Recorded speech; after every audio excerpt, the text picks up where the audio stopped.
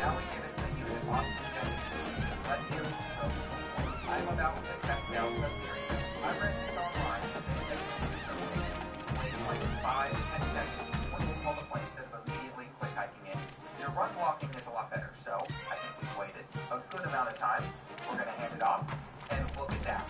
A lot better blocking. Now, I don't know why that is or how long you wait, but definitely someone we just got to make sure to keep that in mind, especially for our next offensive drive. If they're going to get down the field this quick against us, and we bring this kid down, I should not have been teaching boys to wrap up. They should know better by now.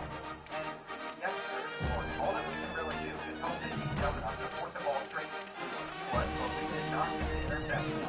And are they going to give us the slant? Nope.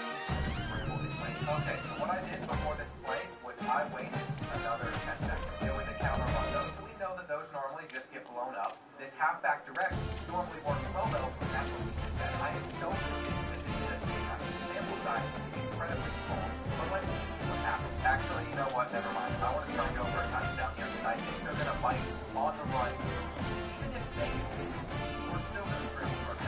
This will take another 21 Badgers. Halfback stretch is going to leave. Now you need to choose your coach's archetype. As a motivator, you'll be focused on developing and inspiring your players. Recruiters excel in finding and bringing in new talent to their programs. Tacticians maximize your team's chances of success on game day with their understanding of the X's and O's. On third down, we're going to break that first attempt. I watched our left guard get flattened, but it didn't matter. That is why we want the extender ability on the first play of North Carolina's last drive. So they have like 30 yards. So my real worry is not what's down in the first half. It's what they do. I think they're just going to take this one to halftime. They had a lot of guys blocking here, and that's going to put them in midfield. But I have yet to give up a Hail Mary on this game. I don't expect to give one up here. Are you serious? Why would you not throw to the end? It's like for as many steps forward as the AI has harder, then stuff like that. We do get the ball to start the second half, by the way, so I'm hoping that we can do a lot with it. We're going to pick up the block there, and Austin Jennings from the direct snap. Just gone to the rim. We're running straight towards the camera. We want to show you guys that we can do it instead. Imagine thinking that you're about to get a sick close-up shot, and then you just get a football beat directly at it. It's the greatest celebration in this game. They are shredding our defense, though. What was Small doing there? I know he's not one of our best players. Half, but he just got like so turned around. He's gonna make mistakes though, and I'm not gonna bench him for it. We're gonna go for the kick. Come on, get it. Second and 10. Nothing underneath. Don't try to hit hard flat on that. It does not seem to matter if they're gonna post over someone on third down. They won't throw it. And they are not going for the field goal either. I actually really like this. We got a quarterback chain out there, but we didn't have a quarterback spot. We really should have gotten them off of the field. They get us the yard. And what did I say? Of the last teams on our schedule, North Carolina was the one that I considered them. We waited a little bit before this snap just to see if the blocking lines are better. I feel like it's the first thing that works for the defense. I don't know if it's the blocking itself, just because I saw someone get completely caught up. He normally would have probably shot right through there and gotten to us like that. Because we tried to go for a touchdown and play action on this drive, we have to pick up this third down. We put ourselves in that spot where they were closing in to stop. We could have potentially scored a touchdown to take the lead. On second and 8, we got Evan Bigley out there, which means I'm not opposed to throwing it. I can't believe that we had to escape the pressure like this, though, and it's not working. That's another tip on the picked up. Each play comes with its own set pass protection. This one's the base, so it's fine. But if you don't get the base pass protection, you might want it. I'm literally just going to hand this one off on 4th and inches. We got a gaping roller coaster, and please give us some man-to-man coverage. I guess this works. We're going to have a wide open Austin Jennings, although we necessarily haven't been able to pull away this game. I feel like we had a lot of control. I don't know what happened. I don't know what happened. I did not like what I saw. First round of weeks. It looks like the bug might still be in the game, which is disappointing. I thought they fixed it. All you have to do is make sure that your cornerback matchups are just set to normal on balance. What happens is the game will automatically randomly sort them by speed, and if you don't change the setting back, then you have to go in there and like adjust it. I don't know why that is, but it hasn't happened to us until there, so I guess they made it happen to us. I'm not sure. It cost us to lose a couple games though early on in this dynasty that were extremely frustrated. But I don't think it's going to cost anything now that I can catch it. We got them on a 4th and 13.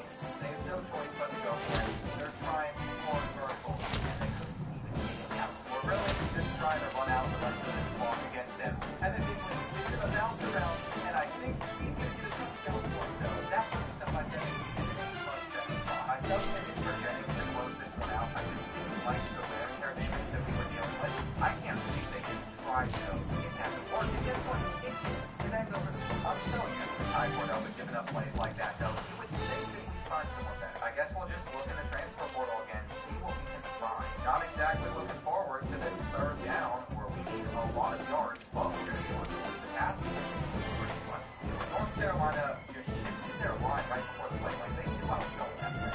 Crazy adjustment there, but I think that's the 4th time we've run the play, so that time they picked up on it a little bit better. We're still going to get the first. That gets us one step closer to the playoffs. We are also having a huge rushing game out of Austin Jennings. I don't know how I didn't realize he had that many yards, but Alexander put himself in the career FIU record book. The real question is going to be, though, what do we do whenever Darren Moody comes back from injury? I think you all know my answer. We could try and really do a quarterback rotation, have Alexander be now more rushing plays, more options, but most likely still be done there. Consistently sitting up there in the top 3 is really a great feeling. I just don't know if we're going to be facing some champions. I really couldn't tell you what this has been.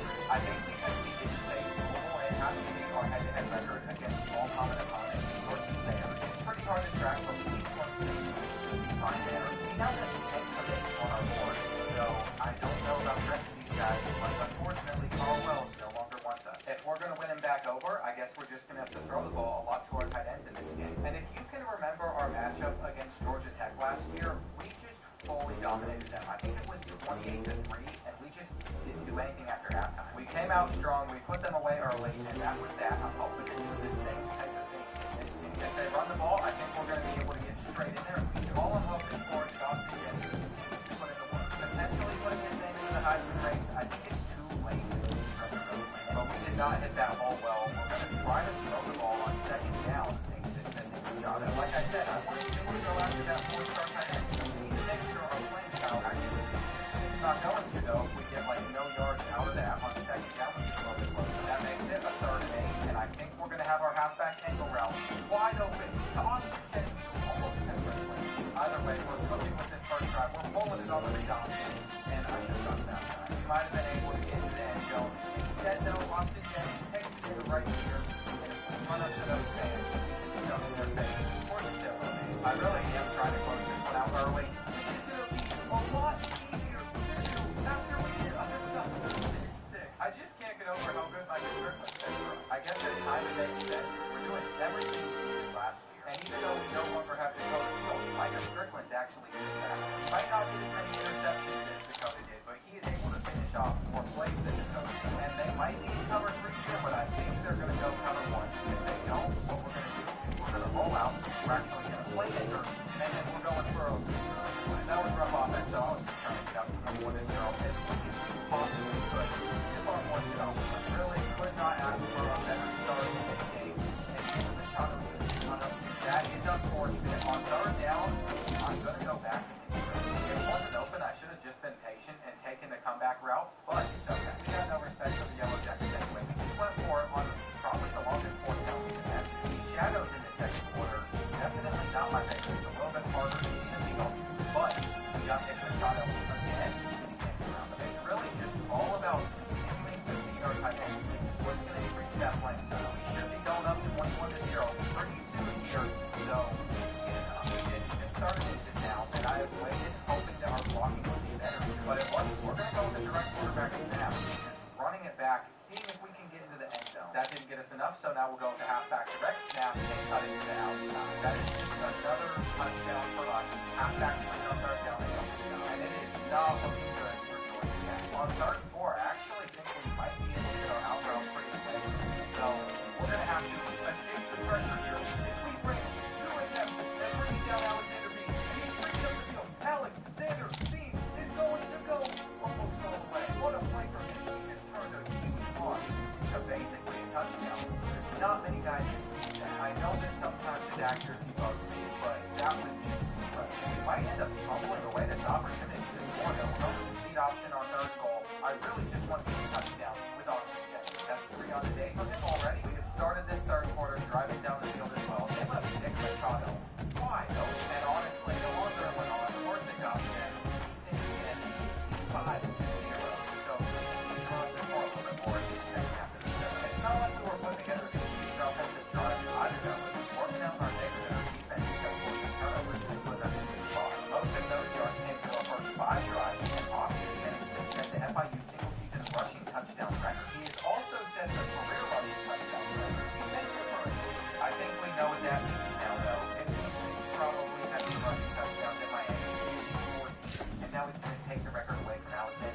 even though we only got 17 for us. That's actually really starting to annoy me. It's messing with our record books and history track. I should also point out that our playing style has been so bad that Nick Machado wants the lead one.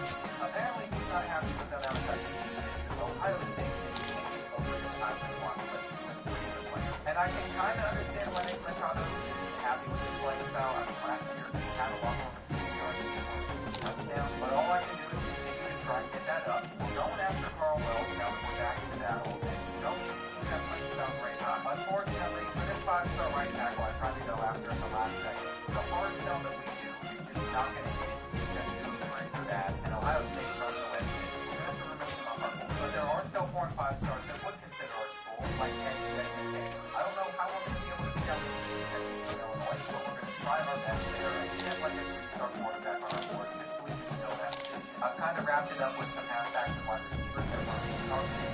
They want to come in by I just don't know what the transfer portal is going to offer us. And take a look at both Florida State and Louisville. They have one more conference win, so they're still above us in the ACC standings. But we have one ACC game left against the Eagles, who have not won a single game this season. They're 0-11, and as long as we take care of business here, whether we're in the conference championship or not, we're going to be in the playoffs. I do remember one thing about playing Boston College from last year. They had a running back that was incredibly hard to stop. I just don't know if he's still with it. That will greatly make a difference on if this game is even close or not. Starting off, we know exactly how this is going to work. I just haven't been throwing the ball enough to them, which is a disappointment. Nick Machado won the John Mackey Award last year. I really thought I was still giving him a similar amount of looks, but I haven't. Our identity has kind of been that we would always give our tight end a lot of great opportunities. And we're already in a pretty good position on this field.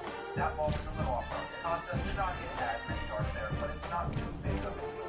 If they give us any dash coverage or a man-to-man look, I was expecting a touchdown there. We can roll out and find Justin Devon also.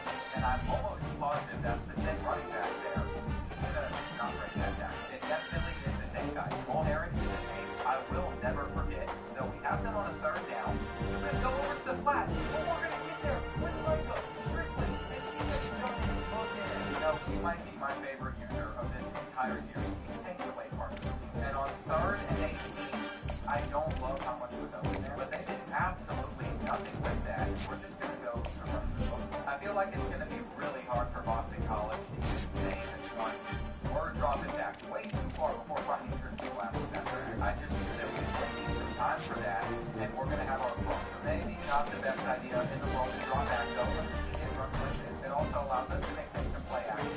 We got man-to-man coverage, and that's going to lead an open comeback route. Even though we lose 3 yards to our next run, I think we're going to end this first quarter in a pretty solid spot. We were able to come to that ball, and now we're going to hand it off to Austin Jennings. It really is nuts how fast this one has kind of gotten out of it. In fact, Boston College is so confident in themselves that they're punting it back to us instead of being aggressive on the 40-yard line. I think we need to start saving Austin Jennings for the playoffs as well.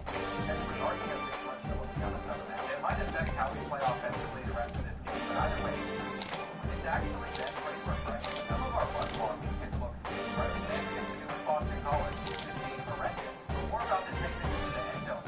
Just like last week, we're going to close this one out with no issues at all. Are they even going to pick up this 3rd down? No. In fact, they're hurting themselves with some of these defensive formations they're coming out in. They went with one-on-one coverage, untwisted, flat, 2 minutes on the football. Now, if there was anything I cared about in the 3rd and 4th quarter, it's honestly this game feeling kind of 0 score, but unfortunately they got set. I tried so hard to get us another shutout, but instead, we're just going to win 56-7. What I wasn't expecting on the other side of it was Tristan Glass to set the FIU career receptions record. And this season has been all about that because John Shakir has now set the career sacks record too. His is not valid though, since some of those sacks just come from other schools he was at. Austin Jennings has the single season rushing yards record. We are basically setting every single one, and we've gotten up to the #1 spot in the country for the very first time. We better make it to the conference championship. That is all I care about. We are going to be playing Florida State again. I figured we should be there. This is for a spot in the playoffs for them. Either way, we know that we're along. If we were to take a quick scan around the top 12, there's not really any small schools up here. Illinois, I'd love to match up against. I don't know if they're in the Big Ten championship or not.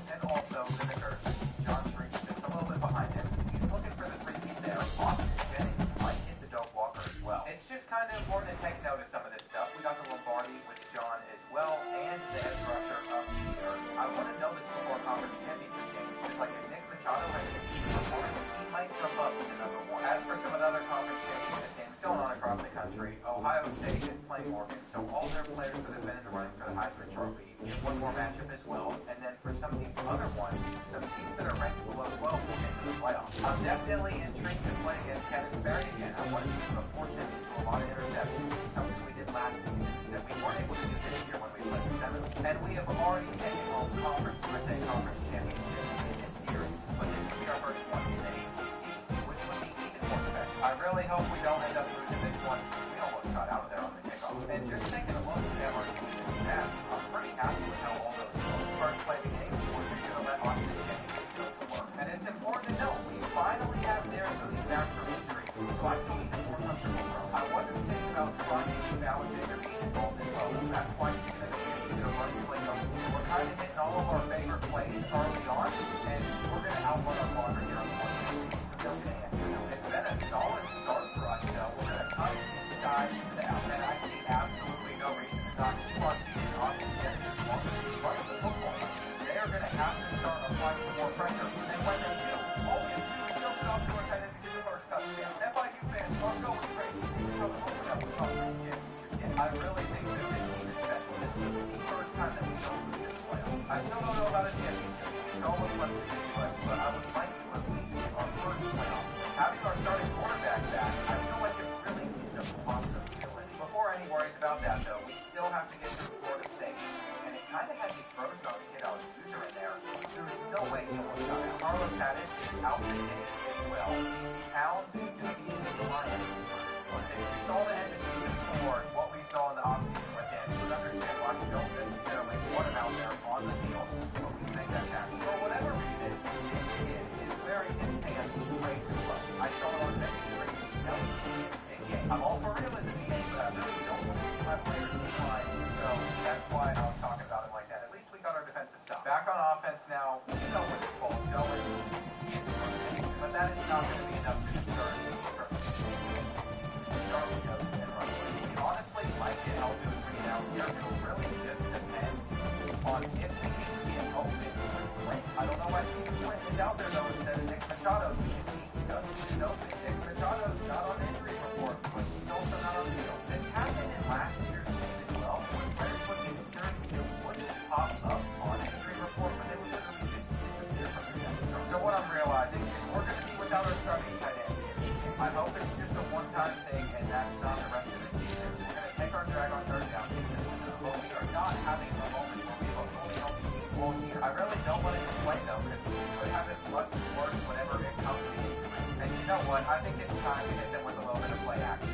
We have spent most of this game just running the football, so I knew that the electricity class get open. I didn't think we were going to play them. That was a start to this ACC championship. No, we're playing some of the best football we played all year. I think we've really just found our rhythm. So if they were to hand this ball off, we're going to have to be able to fill that hole. It was wide open. We cannot make it that easy for them to just continue to cut up the field. If they do that one more time, we're just going to have to get out of the nickel 45. With this run fit, we should be able to stop it a lot better. And if they try to go to the outside here, we're going to get the interception with Micah Strickland. If he makes that read faster, it's not open. One of the most storied venues in college football, Notre Dame Stadium.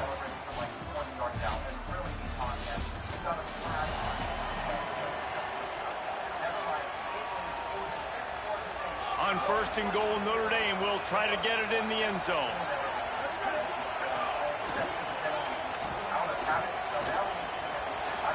And he's going to score.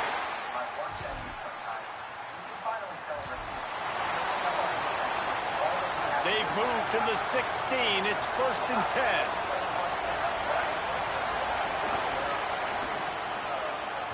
Those two failed to make the connection. It's an incomplete pass. I love the quick decision the QB made there on that RPO, knowing he wanted to get it out of his hands fast. He just needs to make a more accurate throw moving forward. Gives it on the option. And he's swallowed up immediately. Stopped right at the line of scrimmage. Third down. Red zone play. Crowd alive. In the den of the crowd, here's Joseph. He's got it on the run. Doesn't quite make it to the first down marker. He's a yard short. 4th down and 1, and they'll go for it.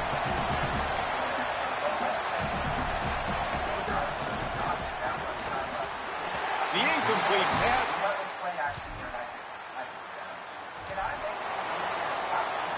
This drive was clicking along, but after a couple of misfires, threatening to stall out on 3rd and 10. Here's Carr to throw. Rushes on him. Makes the grab. He gets it. We're really looking over to that left side of the field there. They got man-to-man coverage going on, and I didn't want to go for a running back. They bring the punter onto the field now. This will be the 2nd time they've had to kick it away. I mean, the 2 routes that I was staring at. Solid punt, headed toward the sideline, trying to make it tough to return. You could definitely catch this.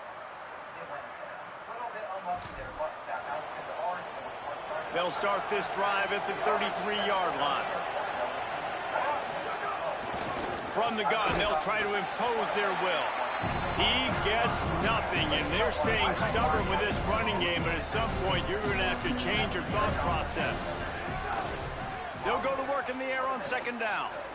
He'll pull it down. Great pickup as they'll keep this drive moving, and they've got it at the 45. 1st down here for the offense.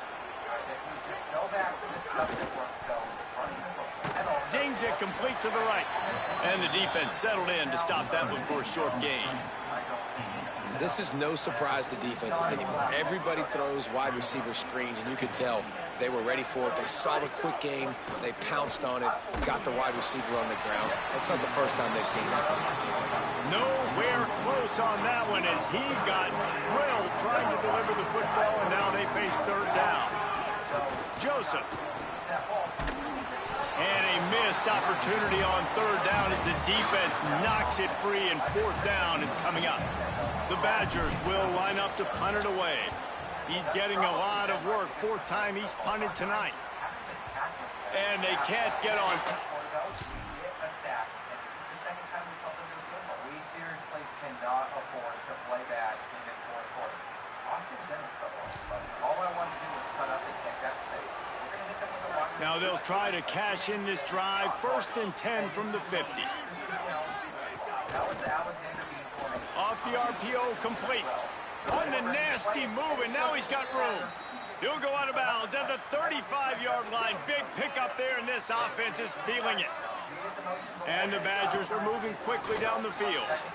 Picks up the 1st down. Brought down just outside the red zone. He moves the chains. It's at the 22. And after giving up a long run defensively, they don't have a chance to substitute now. They've got to get ready to go because the offense... Rush coming in hot, and they got him at the 29. And they get him again. This has not been the day we expected. This young man, we expect great things. Like, he is one of the better players in college football. You think he'd come out, put on a show, but this defense... Snags it. Gets out of bounds after the big game, but they've got it 1st and goal. And this offense has not had much to cheer about. There's something right there. Let's see if they can string a couple of plays together. Listen, this game's probably over, but this offense has got to find some kind of a rhythm, something they can hang their hat on, so that moving forward, this offense has an identity. After getting knocked back, it's 2nd and goal from the 4. Tries again to get it in. And he crosses the goal line and gets... And you hope to get in quick enough. And a nice touchdown, continuing to fight, continuing to play. This one, it's pretty much over. Down multiple possessions this late in the football game. It would take a miracle, but nice job by this offense continuing to fight, push the ball down the field, make plays. Crosses the 35. Across the 35, out of bounds at the 36, and a really good pickup as they're starting to move. They've got it at the 36. It's a 1st and 10. Pickup of 8. It's now 2nd and 2. Clock is still running, and they have to get everybody lined up. And it's all about coachable moments, and obviously they have not had a ton of success throwing the ball in this game, but as a coach, I think you're just looking for positives, like that play right there, even late in the game, taking your steps, making the right read, an accurate throw, positive plays that you can build upon offensively. And the Heat gets home. They knock him down back at the 45. The Badgers now with a long way to go to pick up the first down. Throwing Joseph. He's got his man, makes the grab. Timeout is called. Clock stops. 13 seconds to go in the game. I know this offense has really struggled in this game, but they've still got individuals offensively that are trying to make plays, and they're trying to flash for their coaches to earn more opportunities the next time they see the field. Really nice job that time between these two, hooking up for an explosive play in the pass game. They could have used more of those today, but maybe this guy gets more chances catching passes the next time they take the field after flashing like that right there. The pass is incomplete, and the clock will stop with 5 seconds left. And this defense has put a game together. Like, it is hard to put all the facets of defense together. Run defense, pass defense. They've been so good, man. Dialed in. You could tell they were ready. They were fast. They were physical. They dominated this football game. Timeout is called with just 2 seconds left to go. They'll try to salvage a field goal on this drive. The kicker will try to punch one through from 41 yards away. I guess they wanted a little window dressing on that one. They knocked through the field goal, put a 3 spot on the board. Not nearly enough, and this one is over.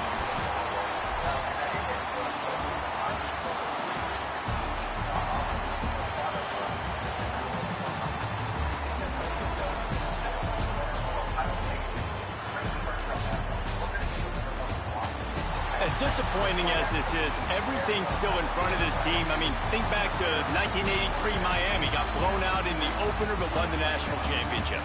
You're absolutely right, Reese. Lots to play for here. And there's no doubt when you watch this team, they've got the talent to get it done. They got to execute better. They got to iron out some of these mistakes we saw here on the field today. But I think if this is a team, if they stay healthy throughout the course of the year, David, they've got a lot to play for this season. Goodness gracious, I guess I'm the only one that caught the 1983 reference. I know you two guys were alive. I wasn't even alive yet. Good Lord, you guys are old. Like, this is a long time ago. Can you use a little better reference there, Reese Davis? That's going to do it for us here. For David Pollack, Jesse Palmer, and Holly Rome, I'm Reese Davis. This has been a draft early. Micah Strickland, with his 10 interceptions, though, was easily statistically as a team. Our offense might have been good enough to crack the top 25, but we focus more in on defense here. We gave up the 3rd least amount of points. I also would imagine that some of our coordinators are going to take better jobs. I took time off, man, with some games to do. Terrence Kane, the free safety, has a lead development, so that's the type of stuff that we really want to see for the rest of these guys, though. They're basically all in an impact for normal, but besides the 2 5-stars that we picked up on, honestly, as long as they impact, they'll develop just fine. We're almost going to lose 2 players to the transfer portal because we knew John Shakir was declared for the draft, and we have gotten Washington in the quarterfinals instead of Texas A&M. It's kind of crazy that this is the 3rd time we've made it to the playoffs, but this is the 1st time where I feel like we have a real shot. And it is about time that we find out whether or not we can take home the Orange Bowl. If there was ever going to be a time I squeezed back into this fight jersey, this would be it. And that's because we're trying to take home that Orange Bowl trophy, where I don't understand why our coaches just randomly reappear out of nowhere on all the intros. I'm sitting here in my game-ready jersey, prepared to go into the field if I need to. The guys on our team better just hope that they're the ones actually making plays to put us in a good spot. This is the first time that headed into a playoff game I've actually felt a little bit confident. Alexander Bean doesn't get one. But we'll see what we have on 3rd and 4. It looks like our slant should be there. That was not ideal, though. We're already in a position where we really needed to pick up that first down. And I keep on seeing if they're going to give us the look that I'm hoping for. I just wanted to test it. That might not have been the right move. We're going to go to the stretch on 2nd down. But they ate that up as well.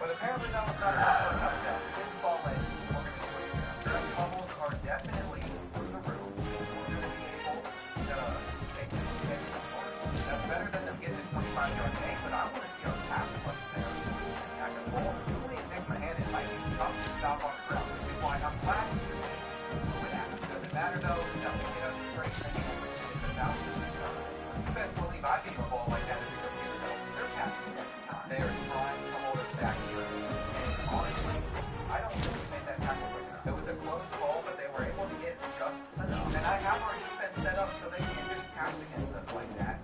So they're about to break the tackle. All right, third down. I'm not even going to pass to Nick. I'm actually just going to try to get stopping the inside pass. But we left the corner route. So, we have to switch it up at some point. And either let's out up there, we're going to keep it with an option, and they're going to be a 5. On guard, even if we catch our line, they're probably going to get but not yet. We might just need to sell out and try to stop them. I ran to make everything, but we could have also come out in a better formation for it. All that was such a great ball. It's not going to get its credit because we did not get to the second level in time. But we honestly should have been able to. And on 3rd and 7, I figured that they were going to drop into a cover 3 if we were prepared. And if we had this play set up as an RPO, we would be able to absolutely gas them here. Almost still. On 2nd and 8, we're going to run it again. And this time on 7. It's definitely going to be hard for defenses to get stops in this game. We were going to see if we could stretch the field with 4 verticals. I wasn't the biggest fan of what I was seeing, though. We're going to hit our RPO in the flat because this has been one of our best plays all year. And it is time for a bubble wide pop. Are their linebackers going to stick on our tight end? I don't think so. Stephen Flynn gets in the end zone, and that's how we respond. It's back on Washington now to be able to have that same type of success against us. And let's see, what are they going to do on 2nd and 14? They're going to hit their slant, which I can barely see. These Hard Rock Stadium shadows are genuinely some of my least favorite in this game. I just think it's hard to see everyone. I get they're realistic and all, but I just find them a bit obnoxious. We're going to see if we can go for a line. Maybe it wasn't meant to be there, but this is cover 2, and we give a great throw to the outside. We could be gone for a touchdown. We jumped up around it with Kiboa. Make Kiboa.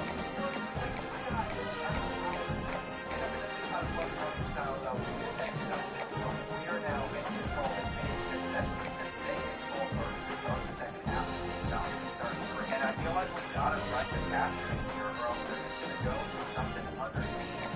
But you know what, though? We're going to run some cover 2 man and see if he actually tests us. They did, but we can't catch. That actually might be the best defense that we can run in this game. Whenever we sit in, it seems like the computer throws some pretty dumb stuff. I will admit I'm a little bit terrified for this 3rd and 1, but we're going to stop it. We're also going to have an opportunity to end this first half with another touchdown. Even a field goal would be cool, but it's Jordan Kiboa. Hey, Jordan Kiboa, it's his 2nd big play. He is on 1 today. Honestly, this might seem like a crazy throw, and he still catches it. It doesn't matter. This kid, this man, he's incredible. Where was you at when Jordan Kiboa decided to look at his it's one of those types of moments. I mean, he could not be playing any defense, and this might be a little bit crazy, but I called a timeout after that sack because I think he can get it back again. I was not expecting a throw like that, though. I was watching the quarterback. All of it was completely avoidable. It's my fault that they have that chance. Did he just do a 360 out of a sack? I should have learned this lesson against Florida State last week. We didn't have 21-point lead. You can never get too tough. They are shooting off so much clock here, though. This would actually end up being the final play of the first half. It takes them all the time. As long as he doesn't get it, they're not going to be able to fight this ball in time. So Washington, nothing else back. We're going to be up 28-7, and I'm still feeling like we're getting it down. Obviously, it's not happening yet. We still need to find out how are we going to get them off of the field to start this 3rd quarter. But that is a lot of disrespect to be testing Michael Strickland like that. And we're just going to try not to know. We know what's coming. We've been in these positions before. They stopped them. And this entire second half is most likely just going to be them doing crazy stuff, trying to keep this game competitive. Here on 3rd and 15, though, we're going to protect this thing. If they want to get a field goal out of this drive, they can take that. All we have to do is ground drive. And it didn't take them that long to get an extra few points.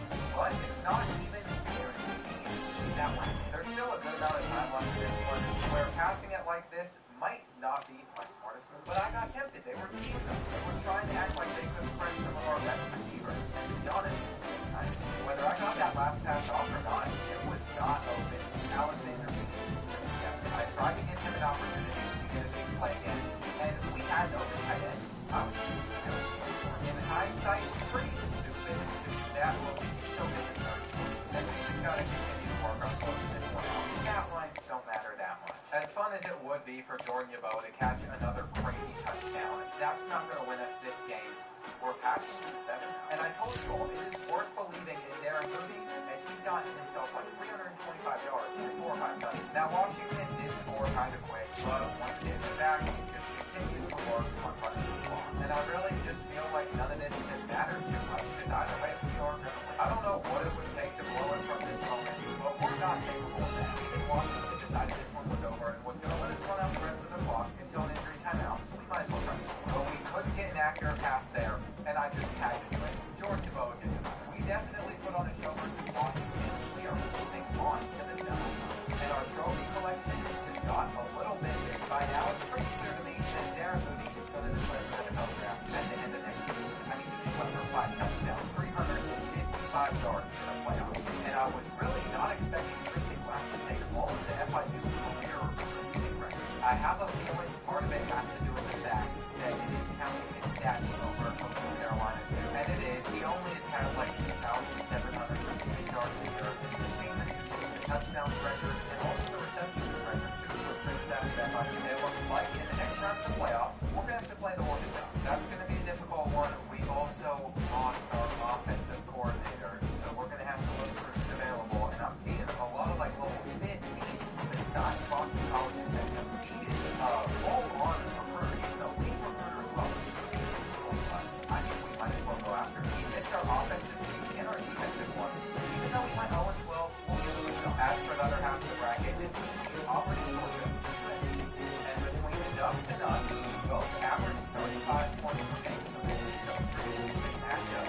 So they are a little bit better on paper. I don't care about what it says on paper, though. All that matters is how we're about to perform for their first snap. I'm already preparing to bait them out. We're ready to get down to the running back and break the first tackle. That does not worry me in the slightest. We'll get 60 on their offensive line. You can't tell me that that guy doesn't work super small. No, that's not really someone wrong. I mean, there is just no way that that's an actual offensive line. There can't be, I guess, it is those that makes 292 pounds. I feel like you just got a really generated character build, unless it's just a deep down in that position. Either way, 3rd and 2, our chance to get more energy off of the field. We could not pull that off, but they tried to lead us over the scene. I went too low. They had a touchdown. We just got scored on by number 49, by the way. I am not exactly loving how this game is opened up. Scorpio, but Christian Glass is also tired from last week, which is really interesting. So let's see what we can pull out on 3rd and 7. They were ready. Now, don't just have to go. I would have wanted to call and second punt it. They think we should attempt to pick this up. And we're going to pick it up. It's Christian Glass. He doesn't just get the drag. He gets all the way out of there for a touchdown. What a great idea to be aggressive in that situation. You're not going far, buddy. We are so locked in after that moment. We'll get a touch pass. Get out to stop that. Easy tackle for Tyler Joe. I am backing up these outside corners on 3rd and 11, though. I just don't want to give up anything to do. They have multiple rounds of motion. And this defense is actually interesting because it's man on one side, zone on the other. We're going to test it a few times to see how it's done. Normally, if I wanted to set something up like this, I would have to go ham whenever it comes to man players up. But cover 6 Willie might be the move. On 3rd and 18, we got in. That's the first stop that we were looking for. Now we're going to see if we can go straight up the middle. Welcome to storied Beaver Stadium in State College, Pennsylvania. Noon on a Saturday and a perfect time for this showdown. It's the Wisconsin. I just wish that it would go to how I originally set the schedule. Start with players get back. It only really stinks though if I'm building like a one-on-one build. And I'm sending a lot of players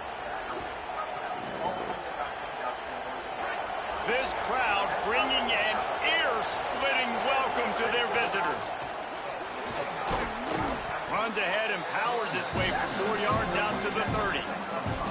This new Big Ten is balanced and deep, and you're not going to get many mulligans. You're going to need to get off to a quick start. And it's going to be a physical grind ahead. You look at the schedule for these teams, it's brutal. Each and every week, you are going to get tested.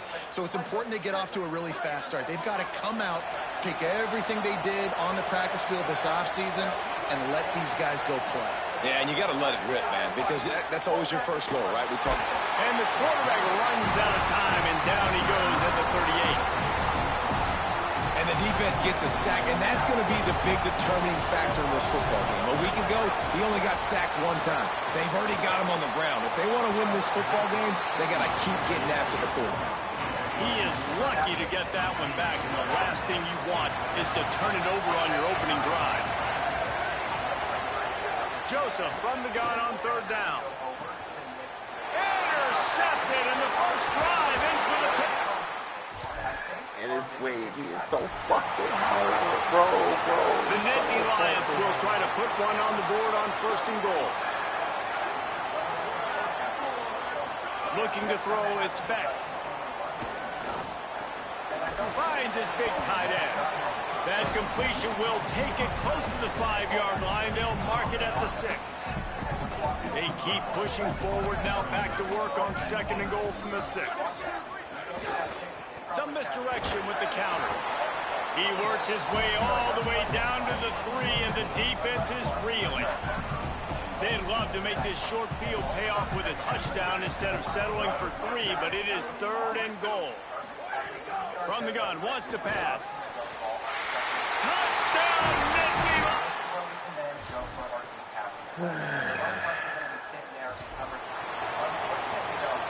Defense getting stingier in their own end of the field. It's third and long from the 28. From the gun, wants to pass. Swings it out to the flat.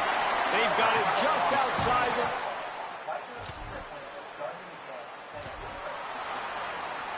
They've got to come up with a big play on this third and long.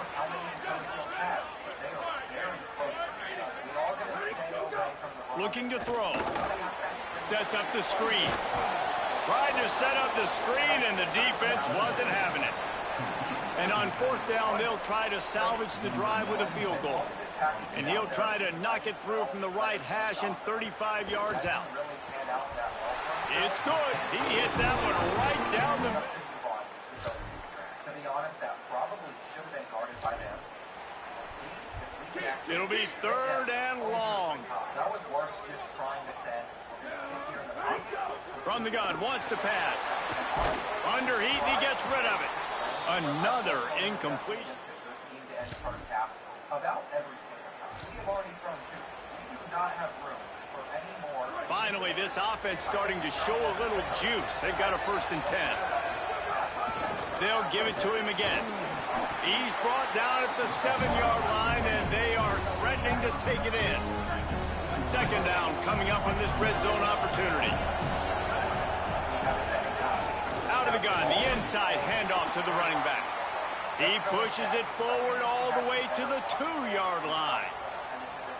First and goal, and a great opportunity to slice into this lead. They'll try to get it in with the run. He works his way ever closer all the way down to the 1-yard line.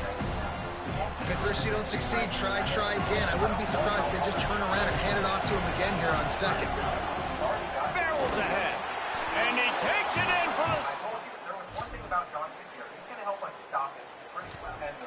Whistle blows, and this is the 2-minute timeout, and these guys have a chance to take the lead before halftime. And the Badgers will snap it on first and 10. Back in motion, trying to clear the picture. Joseph. He rolls all the way down to the 5-yard line before they finally get him stopped. And as we get deep in this first half, a first and goal and a chance to take the lead before the break. And he's in! Touchdown, Wisconsin! I really can't believe this has turned into a season where we could end up winning it all, but it has. On our next one,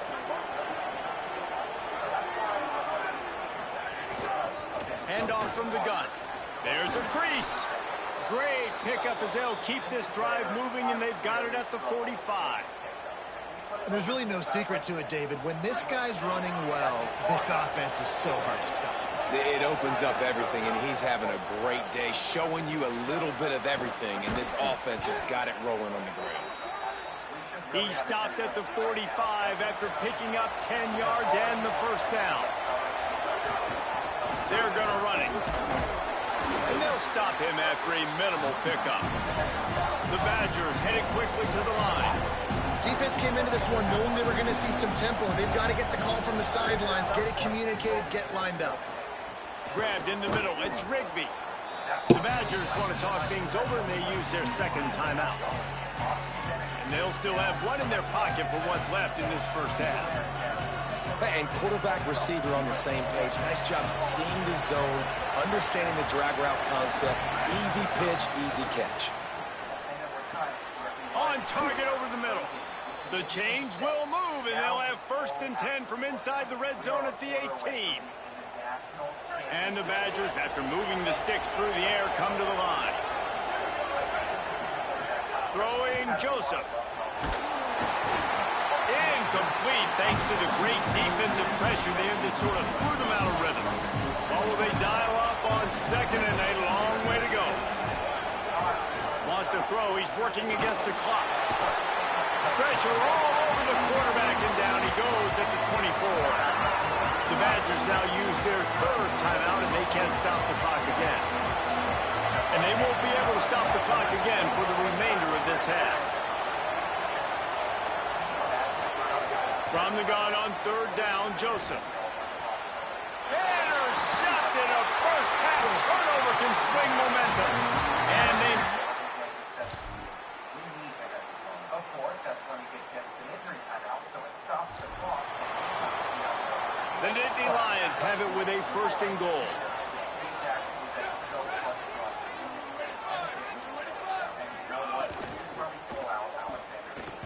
And he's dragged down. Defense rose up deep in its own end on that last play. Now a 2nd and long coming. To the air. It's Beck. They're setting up the screen. No, sirree. Not this time. The defense was there and ready for that one. Now 3rd and goal, and tough yardage to cover here.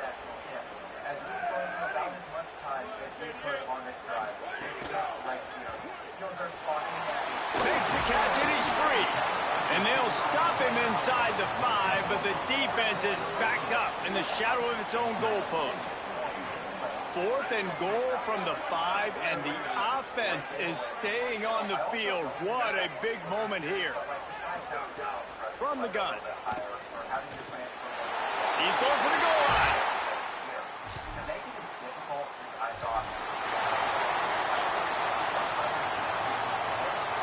Now facing a 3rd and long.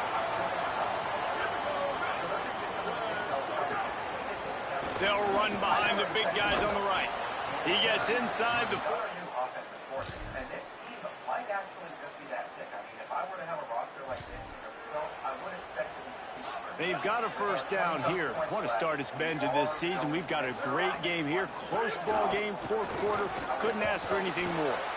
This time they stop him behind the line of scrimmage, and boy, that has been rare in this one. Time is on their side, and they're going to wind that play clock all the way down.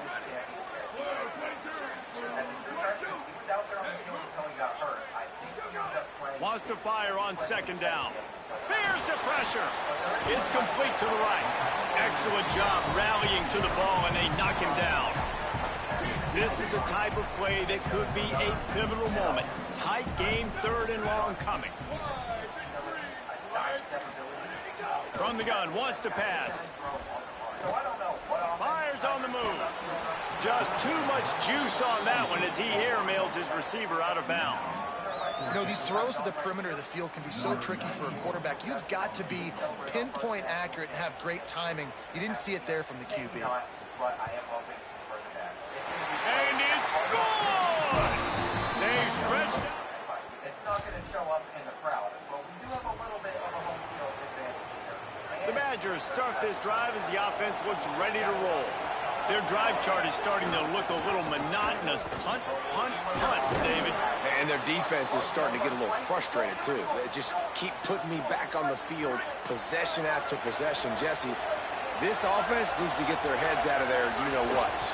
The punter's on the sideline with the oxygen mask right now. He's been playing so much. He's not used to this. This offense, they just got to stay on the field. They got to put a drive together and get some balance going, running and throwing the ball. The RPO, fire complete to the left. Gets it all the way down to the 39-yard line. It'll be a first down. The Badgers come to the line with a fresh set of downs.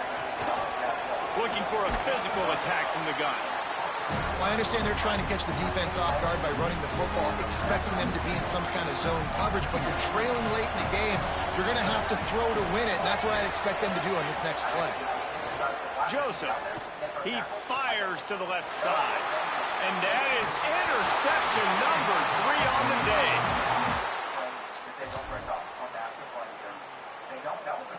Job by the defense, not closing the door completely, but stopping the momentum late in the game when you already got a lead.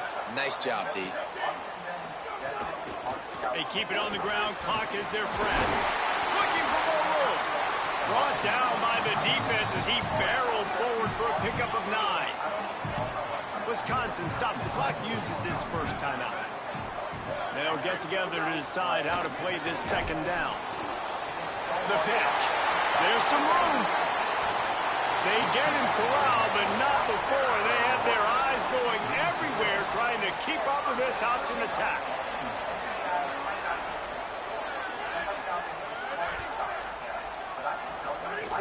Running inside. It's Hansen. They'll give him 4 on the pickup. It's 2nd and 6. The Badgers want to talk things over, and they use their second timeout. And they'll still have 1 timeout left at their disposal. And they'll take a knee.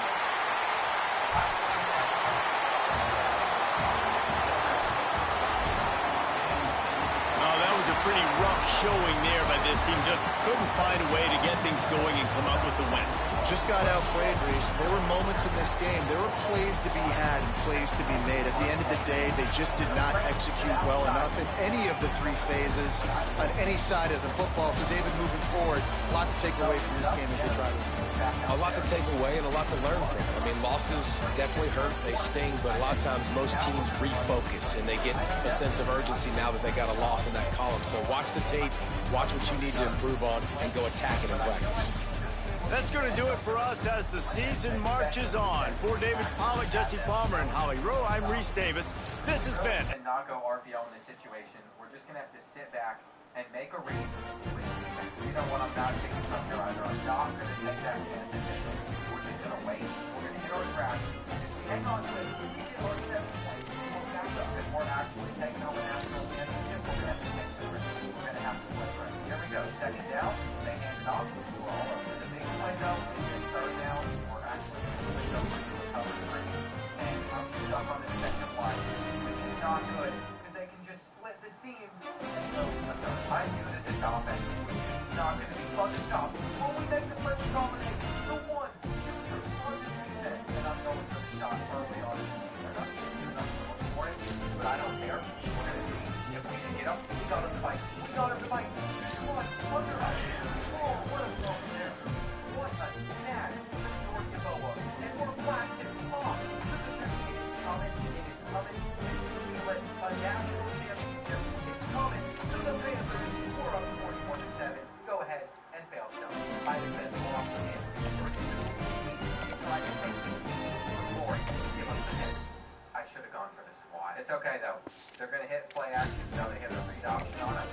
Nice little video. You can kind of see what type of offense we're going to be gassing our defense with somebody they want to run it. But no one's really done that right. We just gave them a pull ahead and moved them forward 5 yards. This is the most important play though. 3rd down where they don't get it. There was also an injury timeout for the quarterback. I'm going to call timeout. We know that they're going to run this ball. We're going to be so much more aggressive than we were about to be. But we're still not going to stop it. That is just enough time for Newton to get back out there. We have now hit the 2-minute warning and an action on each snap. And now this play, I was trying to bait them on the RPO. We just went to a different spot than I thought. Honestly, I have already decided that we're going to shoot some block because I know that Auburn is going to want an opportunity to get this ball back in front of the half. That throw has also gone extremely south for us. But now we got Tristan Flash right off the end. That has got to be one of my favorite routes in this game.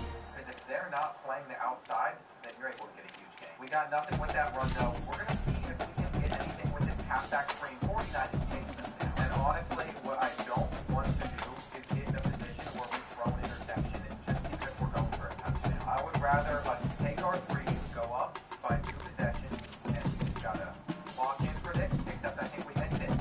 It's not gonna go in. I genuinely felt like I used to be so good at field goals. We have not been this season, though. On 2nd and 10, they're still going for passes. They're not gonna run it, but they're gonna throw it over to Hayer, and Hayer makes a play. We can't get over around. That actually really hurts us. We could have just held that block for a little longer. We would have basically guaranteed field goal range. Now we're trying to get this one out underneath. Austin Jennings is going to have to go down and get down. We let time run down, we called a timeout, and we could not hit a 47-yarder, but can Wade Shaw bounce back? It was 49-yarder for us. I don't want to talk about it. I don't want to talk about it. That is 6 long points at the end of this first half. We just needed one of those. I know we're still playing well, but I will have those in the back of my mind the rest of this game. Break off the tackle, Texas. It really just needs to be one of those front-heavy, RPO-heavy drives where we get down to our tight ends. No one wants to block for them. They want to fumble. Of course we're going to get back in this game. Of course they're about to score a touchdown, and Titans doesn't score. I was trying so hard to handle it the right way. I handled it the right way. Micah Strickland does it again. There is not a kid I would rather have on this team ever. What a player. I can't believe we forced this many interceptions against Auburn in the national championship. Austin Jennings has rushed like 17 times for 35 yards though in this game. So it's not like we're doing anything wrong there. I play calling, trying to get Russian going on the running side, and been completely fine. We just haven't been able to have any success with it. So we're going to the air, and it worked out. I'm going to try to mix in a bubble just in case we actually does a bigger game. Seems like our blocks are going to work out pretty well there, but I really do think that it might just be better for us to go through the air in this one. And I don't think it's, if we find ourselves in something like a 2nd and inches, then this is a perfect spot to do Austin Jennings work. It just has to be noted that there's an injury timeout for him. He will most likely be missing the rest of this game. And we'll take it to Nick Machado if he goes as well. After all that he's done for us, by the way, I want to give Alexander Beaton a chance to score a touchdown in the national championship game. He's able to still find his way through, and I still think he can get by a lot more, but I will take it. It really is going to be possible for us to take this one home. So this would be a massive play for them. Can we please just wrap up? If there is one thing that we cannot do, it's let Auburn get back into this game really fast, which is almost worth the timeout to slow them down. But we'll see. Stop this one. Not very much. I really just don't know what the more important is going to hold for this game. That's why I don't want to call a timeout. We're more prepared for the run here, but we still got to come. We just don't have the personnel out there on the field to stop these runs, especially when they got fast players like their quarterback. But I have a solution. Basically, just run commit. I was ready for the read option. And guess what? After doing that once, we're going to do that again. We brought everybody down, and that time they did keep it, but we had someone right there. The biggest play of this national championship game is going to come at the start of the 4th quarter. Up to this point, you say it's pretty even outside the target, but this is what makes the difference. They hand it off, and yeah, he was wide open. Unfortunately, the play that I was hoping to run there didn't end up working out. I accidentally called cover 2 man. A live look at Camp Randall Stadium in Madison. It's the Michigan State Spartans and the Wisconsin Badgers. Reese Davis, David Pollack, Jesse Palmer here in the booth. Holly Rowe is down on the sidelines, and we check in with her right now. When you get to Madison, Wisconsin, you know you're someplace special when you walk into Camp Randall Stadium. This is one of the largest and oldest stadiums in the country, opening in 1917. The students make it special. Every time there's a cool moment in the 3rd and 4th quarter, Camp Randall continues to prove one of the best home field advantages in the Big Ten. Back to you. Thanks, Holly. He'll take the return and try to improve the field position. Tackled and brought down right at the 20-yard line. Good coverage there. So Wisconsin's offense will go on the attack. Talk upon me like that, Coach Dale. Colton Joseph. He is a portal addition from Old Dominion. He had a tough time getting anything started in that loss last time out. 3 interceptions and was sacked 4 times.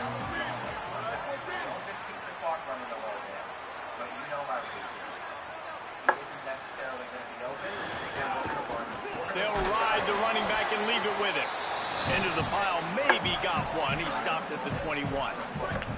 Didn't get much on 1st down. It's 2nd and 9. So we're going to go for it. We're go for it. They'll keep it on the ground. Got enough for the first. All down, but he has enough to move the chains. They'll snap this one from the 30 on 1st and 10.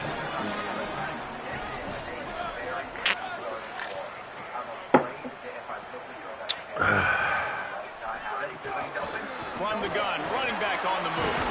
Finding some room. Big pickup on the ground here to keep this drive moving and give them a first down. And the Badgers come to the line with a new set of downs. The give on the counter. There is a Badger slow to get up. They'll stop play to have the trainers look at him. Hey, Lucy boy. Daddy sucks at this game, boy. Daddy sucks at this game, man. Why? Picked up 2 yards on that last one. They need 8 on 2nd down. Out of the gun, the running back has it. That first. And that stiff arm is a weapon for this runner. He uses it and picks up a first down. The Badgers back to the line on 1st down. Let's see if they keep leaning on this running game. Throwing Joseph. Quickly out to the tight end. He works his way inside the 30 down to the 29 and picks up a first down. And the Badgers come to the line with a fresh set of downs thanks to that last connection in the passing game. And a good solid pickup there before the defense knocks him down. They can really be aggressive after that last play. It's 2nd and 3. He's got it again. And he's stuffed by that big defensive tackle up front.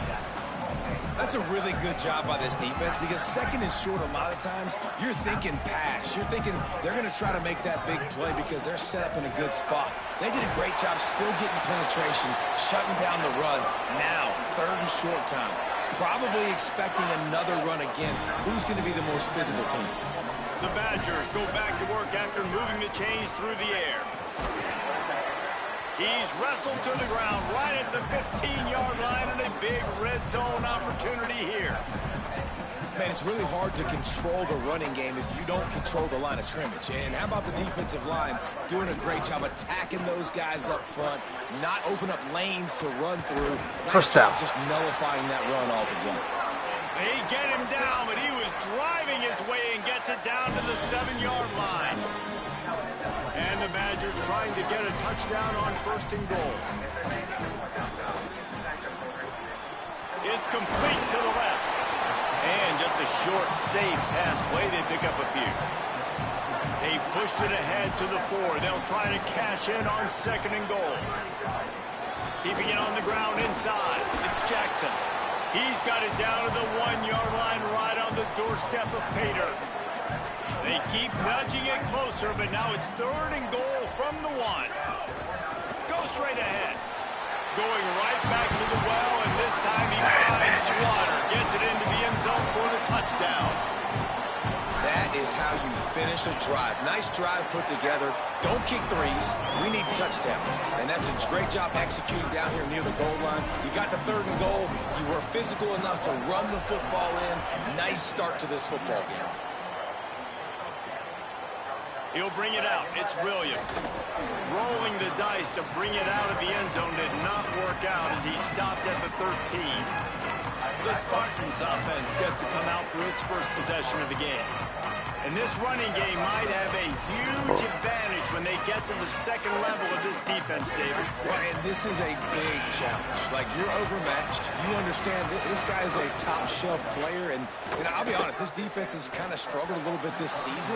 But this individual matchup, you got to get him on the ground. You got to find a way to corral him, slow him down. He can't be the game wrecker. If that's the case, it's going to be too easy for this offense. And if you're on offense, you got to be thinking, let's dominate in the trenches and let's get our star running back into the 2nd level against this linebacker. We've got an athletic advantage at that position. So if we can free him up into the 2nd level of this defense, make him make guys miss, those are going to be explosive plays for the offense.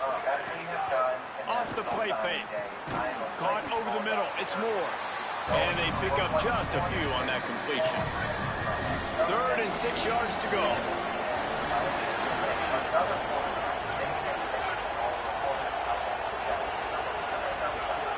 From the gun, wants to pass. Nowhere to go, and the ball is loose. It's as if that ball had a magnet going back to the offense. How in the world did they keep it? The Spartans will try to pin them back with the punt. 3 and out and not much choice but to get rid of the ball. Well, look at that. We signed a Makes a move. and I think we've been able to fill our needs. They were playing with fire on that return, and he got loose for a good return of better than 30 yards. Here comes Wisconsin's offense to get this drive underway. Already a solid start to this one. Now back to work with his 7-0 lead. Tackled after a short gain. It'll be 2nd and 9. Well, they're going RPO. Nice job handing it off. And really good vision there. Just getting what he can get, right? Puts his foot in the ground, gets forward, helps this offense find positive yards. The defense wouldn't let him loose there, and it was a completion, but they lost yardage. They're trying to throw the screen out to the receiver. The defense, though, having none of that. They are just too physical. They're too fast. And they force a negative play. And guys, they really need to take advantage of this field position on 3rd and long. Joseph. Under fire. And how about the awareness by this guy on 3rd down, a scramble play. Everything's breaking down, but he never panics and also knows exactly where he needs to get to pick up that 1st down. It's 3rd. I can't slide early. I can't run out of bounds. I'm probably going to have to put my body on the line here and take a big hit and risk that to get this 1st. That's a big-time leadership play by the quarterback. Run in the red zone. It's Jackson. Maybe some room here. He'll get that one all the way down to the 4-yard line before he stopped. The Badgers will try to punch it in on 1st and goal. They'll try to get it in with the run. He steps and powers and works his way. They finally get him down at the 2. Now the offense tries to punch it in on 2nd and goal. They're going to run it. And he surges across the line. Touchdown, Badgers! Ready to try the point after. And with the extra point, they push the lead out a little further. So they start in a great spot, move the ball 34 yards, and finish the deal with the short touchdown run from the 2. Coming out with it, it's Williams. I know he thinks he can house every return, but sometimes you just have to take a knee as he stopped at the 14. First snap of this drive will come from inside the 15 at their own 14-yard line. Pulls it on the option. And he was able to run through 1 tackle, but still only a modest gain. Working well behind the sticks on 2nd down.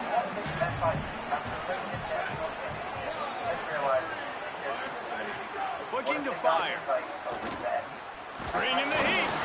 Nowhere close on that one as he got drilled trying to deliver the football, and now they face 3rd down. Trying to pick up a 1st down. Trying to move the sticks on 3rd down through the air. On the run, fires downfield. Another incompletion on 3rd down. And the Spartans send out the punt unit. That last howitzer was nice. How about another one just like it?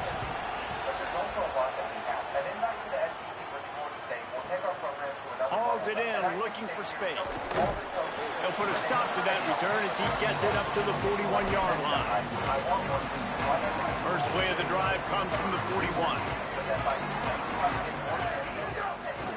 The run inside. It's Jackson. Got enough for the 1st. And excellent vision to find running room there and make a really good pickup before the defense put a stop to it. Now it's 1st and 10 from the 46-yard line. Wide receiver going in motion. They're going to go right back to him on 1st down. Big collision there, and they'll mark him down after a 6-yard gain. 6-yard pickup on 1st down leaves him with 2nd and 4.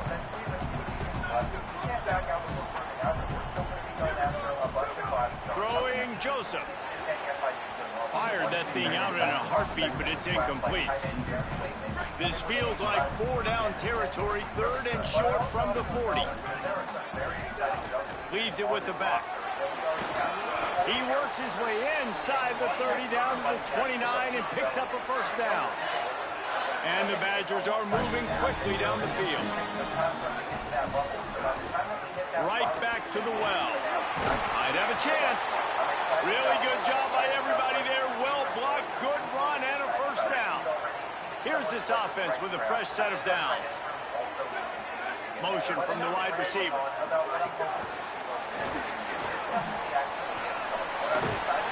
Maybe a touchdown-saving stop gets him out of bounds at the 5. First and goal coming up.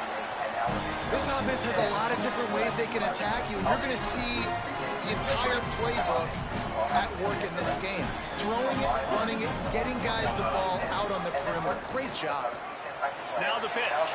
He's going for the goal line. Touchdown, Wisconsin. Excellent pass by the back on the option. How efficient have they been as they extend this lead here in week 5? And with the extra point, they're up 21-0. And he's in for his 3rd rushing touchdown. You college fantasy football players, that is what you want to see. +6, +6. And the ball pops out. Oh, inviting disaster. Scooped it, scored it, into the end zone. Touchdown, Badgers. And this is why a lot of coaches don't kick the ball out of the end zone. They want them to return the football so something good can happen. So you can put a hat on a football, cause a fumble, make something happen, Palmer, and that's exactly what the kickoff unit does. Man, I love kickoff coverage units, David, that take pride in their jobs. These guys want to line up. They want to run down the field and hurt somebody. That was a huge game-changing play to not just create the turnover, but to score a touchdown. As we come to the end of the period, Wisconsin has the lead. They wanted to strike first and strike hard, and they've been able to do that here in the first quarter as we take a look at the stats. Big turning point as we head into the second and get this game rolling again. So they'll go back to work after changing into the field. They're lucky they caught that. They end up scoring, but I still think we're going to be able to pick up a 3rd down and continue to respond against them. Running inside, it's Edwards. Found a little bit of running room, knocked down at the 24 after a pickup of 4. But it's easy to call plays when you're getting 5 or 6 yards a pop on the ground. Like, why would I get complicated? Why would I get complex? Like, up front right now, this group just win, fall forward, get that good game, stay ahead of the sticks, don't have to get in bad situations. This defense better respond, or else I'll do that all the way down the field. Ball is at the 35. It's 1st and 10. Now the play fake. He's got the tight end. Could not make his way to the corner. Well, this tight end, he's got size and he's got some athleticism, and he's very difficult to cover one-on-one. Defense is going to have their hands full with him today. 2nd down, they'll go to the air. Just a short pass to the tight end. He's really close to that 1st down marker, but they stop him just a bit short. As they come to the line on 3rd and short from the 43, I wonder if they already know they'll go for it if they don't make it here. Fires to the big fella.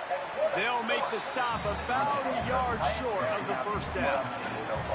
Just not able to shake enough defenders and comes up a little bit short. And I think a lot of times on 3rd down, Reese, you bet on your guy. When you're an offensive guy, you say, okay, he's going to break a tackle, he's going to get north and south and somehow get the 1st down. Nice tackling by the defense, understanding where they had to get to and forcing the 4th down. Here comes the Wisconsin offense to go back to work. Everything's been working so far. They've added 3 times. And the Heat gets there. And they get him down at the 14-yard line. You're not going to win a lot of games if you can't protect your quarterback. In their last game, they got sacked 4 times, lost the game. And so far in this one, they're having difficulty again. These guys up front have got to do a better job communicating and giving their QB time. They've got to come up with a big play on this 3rd and long. The offense changing the play. Joseph from the gun on 3rd down. Intercepted, and the defense has set him up. And he's wrapped up after a solid return on the pick. The safeties are usually the quarterbacks of the defense. They're getting everybody lined up. They're coming down in the box and making big tackles, but they also do a great job in the back end with their coverage, breaking on the football, getting the big INT. makes a catch. They'll get it down to the 8-yard line on that throw and catch, and the defense is backed up against the wall. Going to work in the red zone, they can't pick up the first down without getting it into the end zone. And he rolls into the house. Touchdown, Michigan State. The offense did exactly what it's supposed to do with a start like that. When you're set up with that field position, you're thinking touchdowns. You're not thinking field goals.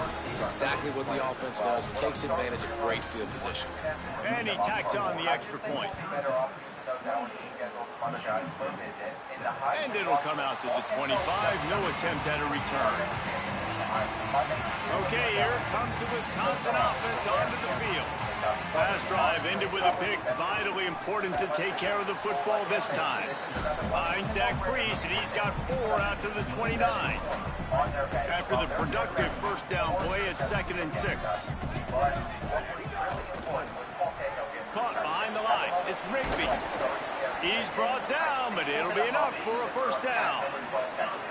And those aren't the guys I'm leaving open on defense. These slot wide receivers, they've got the space in the middle of the field to work. I got to make sure that I got somebody inside of him. I got somebody outside of him. I can't give him the football because a lot of times these guys, they're good with it after the catch. They got that quickness. They got that speed, and he showed some of it there. He's brought down quickly. Minimal gain there. Still a bit short of the first down. So now it's 2nd and long. Keeping it on the ground inside. It's Dupree. And he's able to shed 1 tackle and gets a pretty good pickup. At the end of that play, there is a Spartan who is slow to get up. A senior defensive tackle being looked at by medical personnel. Holly Rowe will keep us up to date on how he's doing. The Badgers lining up, just needing a few tough inches on 3rd down. He's got enough to move the chains, and they'll spot it at the 47. And I think this is going to be a focal point moving forward, man. Like stopping the run game. Like they continue to have success and have success now on this 3rd down. They've got to find a way to maybe commit more bodies, be more physical at the point of attack, and take away some of this rushing game. Got 3 on first down at 2nd and 7. The short hands, it's Rigby. Great job on the containment and the tackling. They stop him for no gain. And a great job by the defense, seeing it right away, reacting to the screen, going and getting the football, and getting the fast playmaker on the ground. He was fighting his way toward those sticks, but they'll stop him a couple of yards short. Boy, if they don't convert this 4th down, there will be questions to be answered. The RPO, it's complete. Breaks a tackle, and he might have room. He's got enough, and they roll the dice on 4th down, and they keep the drive alive. And the Badgers will line it up on 1st and 10. Run inside. It's Jackson. They didn't get a push at all on that one. It'll be no gain on the play. Didn't get much on 1st down. It's 2nd and 9. Right back to him on the ground. Pulled down after a nice run, and they're in the red zone at the 19. Following that run, we have a player who is shaken up. The Badgers are at the line trying to move the sticks on 3rd and short. Motion from the wideout. He's got enough. It'll be a first down. They've got it at the 12. And just what was something very easy, very reliable. Flip it forward, let your receiver do the rest. Howley got to get a few yards. Nice job. Makes a grab and room to run. They'll get it down to the 10-yard line on that completion. I love this defense's ability to fight off blocks and rally to the football. They do such a great job pursuing that wide receiver screen to only allow a minimal gain and no first down.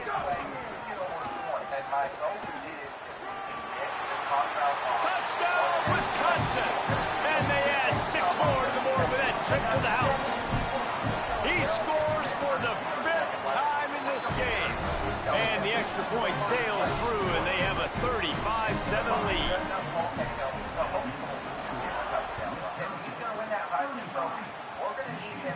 And no chance at a return here. They'll start this drive at their own 25. They've got a little time here to put together a productive drive late in the half. Running inside, it's Edwards. Picks up a useful 5-yard chunk out to the 30-yard line. And that's the problem with blitzing on defense. You live by the blitz, you die by the blitz. Defense dialed up the pressure, but the offense had a better play call. They ran it away from the blitz, and that's why they were able to be successful. It'll be 3rd and short from their own 33.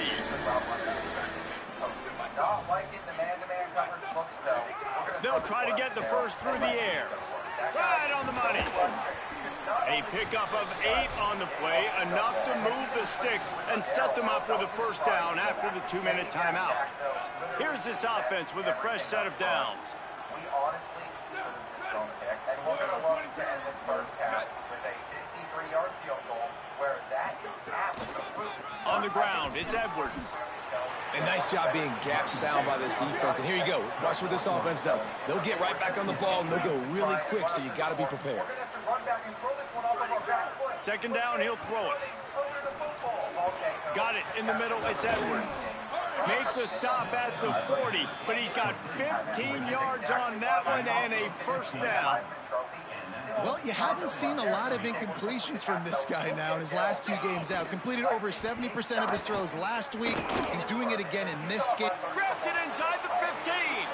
Touchdown, Spartans. Nice catch and good work afterwards to get it into the end zone.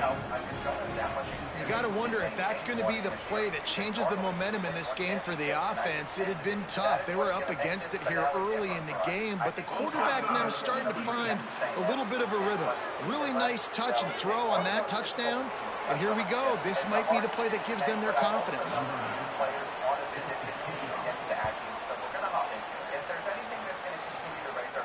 That ball skips through the end zone. It's a touchback, and they'll take over at the 25-yard line.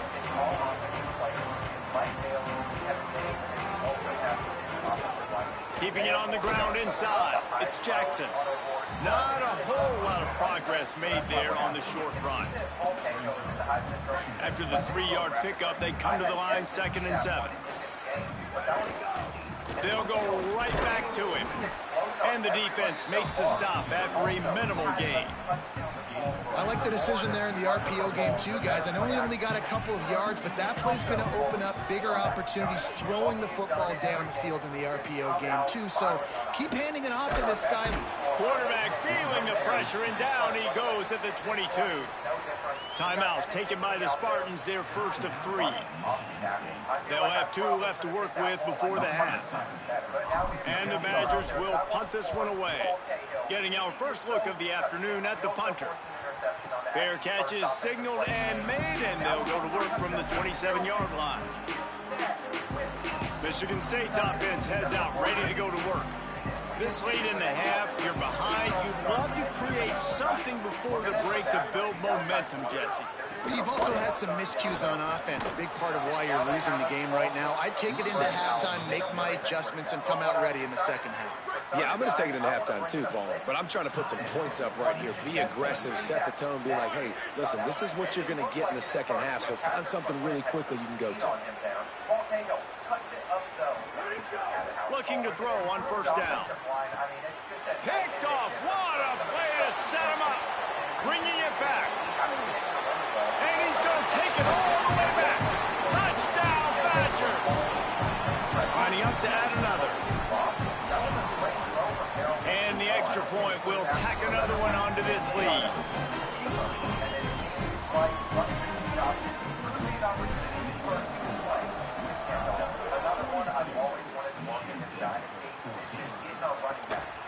He'll bring it out. It's Brinson. That gamble did not pay off as they bring him down at the 12-yard line. Opening play of this drive comes from the 12-yard line. He wastes no time and comes out throwing. That's caught. It's Edwards. Gets it out just short of the 20. Out of bounds at the 19-yard line and a little more room to operate.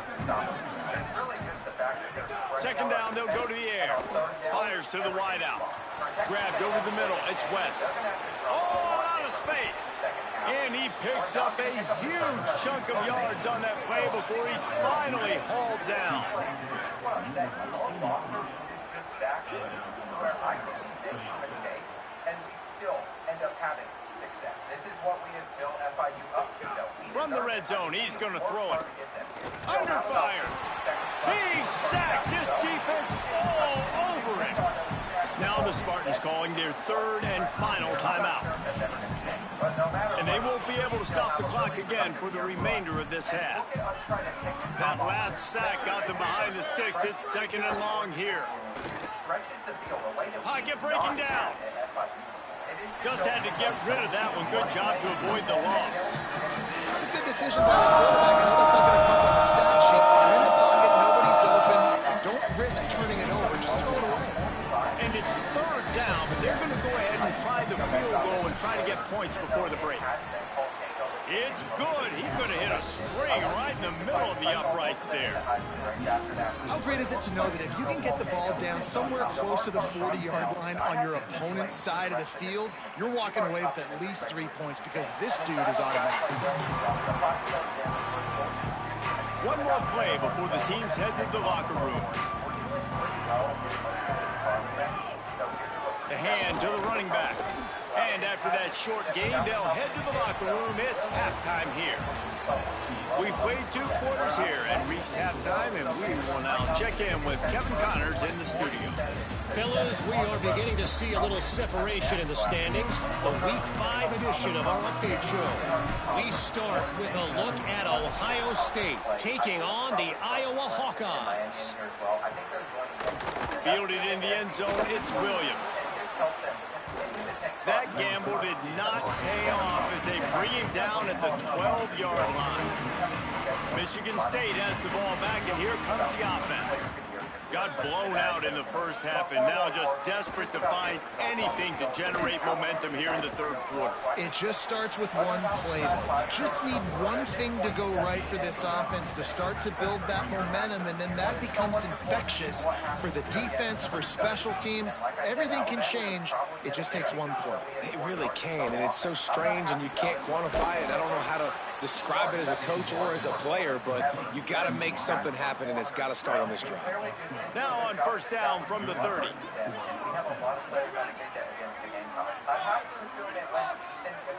They'll move the wide receiver. Able to get just a few before sliding to avoid the hits. Kept it on the ground last time. Let's see if they go back to it on second down. Unfortunately, we got the bugbear that I've seen with some of my other results where I can't even see the score of what happened. Off play action.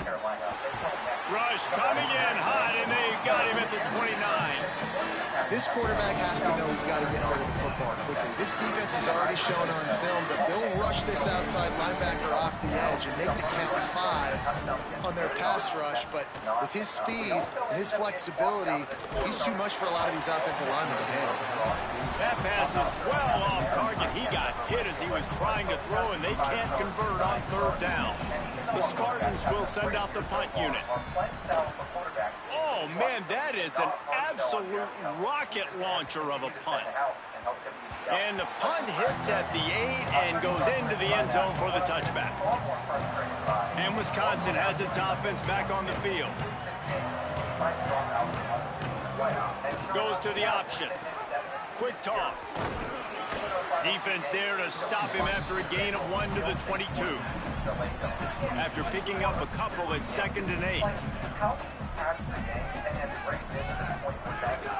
They give it to him again. Gets it out to the 25-yard line, a gain of 3. This shouldn't be a surprise to anybody. If you've got the lead in the third quarter and you want to keep it, you got to bleed the clock. Best way to do that, run the football. And you're now seeing this offense call these run plays back to back. They are trying to be physical and they're trying to stay on the field. Offense staying on the field. They'll hurry up on fourth down.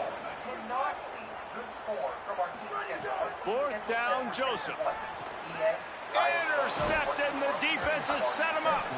Not much on that return, but I think they'll let him slide after making that pick, and they'll have it at the 20. This offense has it with really good field position. Going to the run, it's Edwards. That is a big win for this defense as they were right there as soon as he got the ball. After getting knocked back to open this drive, it's 2nd and 12. Back to pass. Working the middle, it's complete. Runs through the tackle. Stumbled to the ground. That's what tight ends are supposed to do. Just have people bouncing off them like spitballs off a battleship. And when you're a defense, you got to understand, we got to swarm to the football because these big dudes, they break tackles and they can get loose if we're not tackling with multiple guys. Nice effort by the big fella. He gets it inside the 20 to the 19, but they still have a ways to go, and it'll be 4th down. Let's send out the kicker here. Right down the boulevard. It's good. And this guy has been a machine all season long. He is absolutely automatic. You know you're getting 3 points when this guy jogs on the field.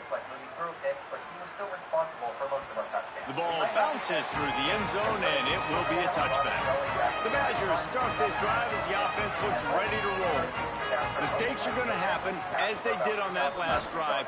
Now, how will they respond, Jesse? And this is the kind of guy who's going to take full accountability. That was my bad. That's on me. I'm about to lead this offense now down the field and score some points. Dang, Palmer, I wish I would have played with you. I didn't play with many quarterbacks that were just like, yeah, my bad. Hey, guys, I got this. Sorry about that. It was more, you should have ran a better route. Holly, what do you have?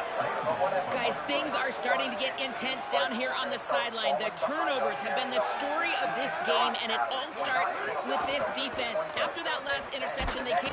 And the quarterback caught up to and sacked at the 12. The Badgers decide to punt it away. Doesn't say much for your drive when you're looking forward to the punt. Good job by the coverage unit to stop the return man. And the offense back on the field, ready to dial up ball plays. They want to run it left here. Turning it on. Makes that one pay off, and they finally get him down at the 38. It'll be 1st down. And the Spartans, after exploding for that huge run, back to work. Off the play fake on 1st down to throw. Fires it beautifully in on the crosser. He's there to make the stop, but the damage has been done as they pick up the 1st down on the throw and catch. The Spartans are in the red zone. Looking for space. It's Edwards. And, man, the big fellas up front, they don't get a lot of credit. They don't get talked about a lot unless it's negative, but they're the big component, man. They've got to get some push, to get some running lanes, get this running game going. They're the ones that make it go. Back to pass on 2nd down. Looking for the score. Pulls it in the end zone. Touchdown, Spartans. Sometimes we ask coaches about halftime adjustments, and they go blah, blah, blah, blah, blah. I mean, sometimes they make some good ones. Sometimes that blah, blah, blah, blah, blah actually works, but it's working now. But it might be too little too late, but at least you got the party started. He makes it in for the deuce, and now it's a 14-point game.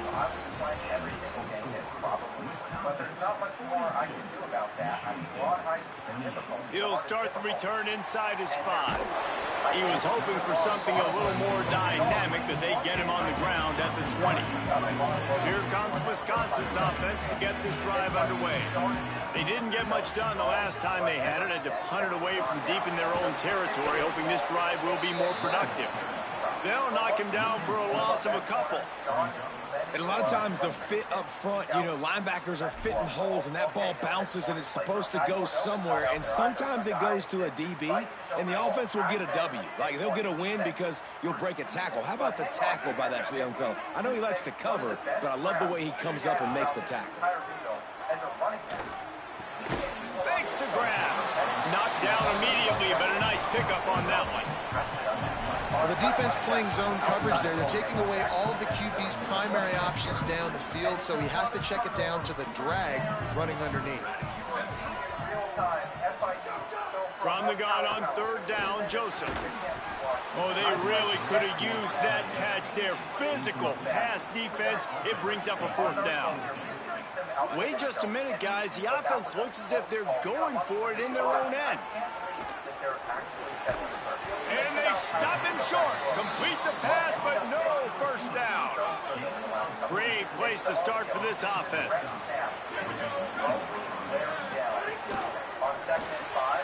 Smith's got it. They stop him almost immediately. Short gain there, and still a little ground covered. Pick up the 1st. The last completion got him 6. Now it's 2nd and 4. The run inside. It's Edwards. Really good running. Gets it into the red zone, and they'll have it at the 16. Down to the 16-yard line. It's 1st and 10. They'll run it in the red zone. It's Edwards. Got some room, headed to the goal line. Touchdown, Smarty. Somehow they fought all the way back, and it's a 1-possession game. Hey, man, I don't know what they talked about at the half, man, but this team is rolling, doing an unbelievable job getting the football, putting it in the end zone again. And how about the defense doing their job, Palmer?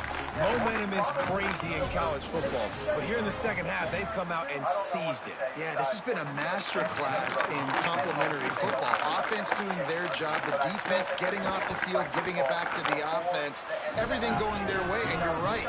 In college football, we see momentum shifts all the time. All of the momentum, all of the good juju right now, clearly on their side.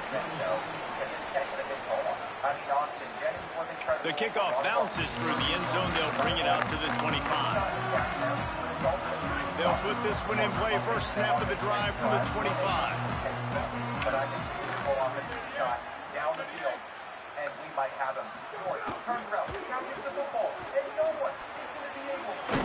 Out to the 36-yard line after gaining 10 on that one. Man, they've been scoring a lot of points. When you've got the skill and you've got the speed outside of wide receiver, that's why. And here we are in the second half, and nothing's changing. If they can't cover us, we're going to keep taking shots. And that's what you got to do. This quarterback right now, he's in a beautiful rhythm. He's seeing the field. The game looks slow to him right now. And he's executing at an incredibly high level. And these receivers outside, man, they are winning each and every time. And what a great job by the QB, man. Seeing the blitz, understanding I got to get the football out of my hands as soon as I possibly can, and he puts it on the numbers to his receiver where he can get those yards after the catch. Great timing, but more importantly, great job seeing what that defense was doing and getting rid of the football. And the Badgers with myriad options after that big pickup on 1st down. The give to the running back from the shotgun. They've got it inside the 30. They'll mark it at the 28. It's 1st down. And the pressure continues to now shift towards this defense. And running backs had a great day today carrying the football. They know they've got the lead late in the game. How aggressive do they want to be? And especially defensively now. What's your answer for this ground game? Because it's been really good today. Across the 15. Inside the 15, out of bounds at the 14-yard line. The offense looking for a score.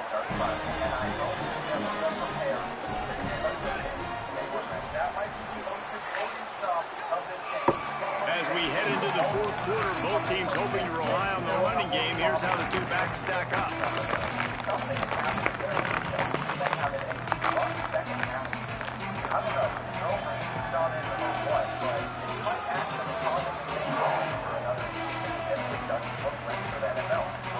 Here comes the 4th. Time to see who steps up, who makes the winning plays to take home that W. So 1st down will open up the final period. The option look. Now the pitch.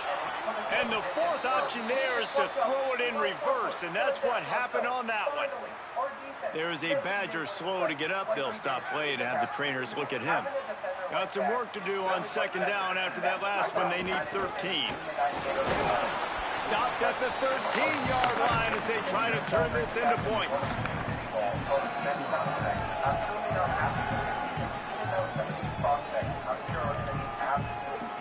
It'll be 3rd and long.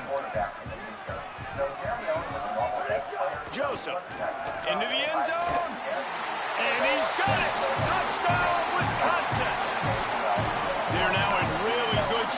get back into the win column as they extend the lead here late. I like the aggressive play calling by the offensive coordinator on that drive as well. There were a lot of coaches that would have played it very conservative, very close to the vest, run the ball, and punt it away. Count on your defense, not this guy. He was going to take some shots, count on his own guys to get it done. And now with that touchdown late, they've got a 2-possession lead. And they'll get him on the ground as the offense comes out to start the next drive. Here comes the Spartans offense ready to go to work. Going to the ground. Hits that hole for 4 and gets it out to the 16. Halfway there on first down, it's 2nd and 5. Gets the back moving. To the air on 2nd down. Caught in the backfield. It's Edwards. That's a nice pickup to give them some breathing room, and they've got it out to the 27. Offense set on first down. Wide receiver comes in motion. Looking to throw on first down. Snagged out of the air. Really good job to pick up a chunk of yardage and get it out to the 39-yard line. And the Spartans getting set on 1st and 10.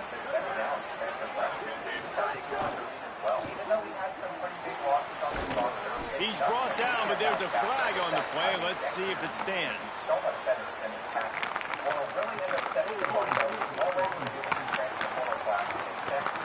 A solid gain on that one, and it goes for naught as the penalty will back them up. After the holding penalty, the offense will try to hang on with a 1st and 20. He wants to throw it. Pressure coming. Just had to get rid of that one. Good job to fight another play. Well, you haven't seen a ton of incompletions in this game, and that's good news for this QB. Obviously, he struggled his last game out. Part of that was the defense. Part of that was him not playing as well as he wanted to. But in this game, he really has been. He wants to go deep. And this is dropped. Incomplete pass. He had a huge gain in his fingers, and he couldn't hold on. Ball's at the 29. Defense can taste getting off the field. It's 3rd and long. Wants to keep it in the air. It's complete. He's going to come up about 5 yards short of the line to gain.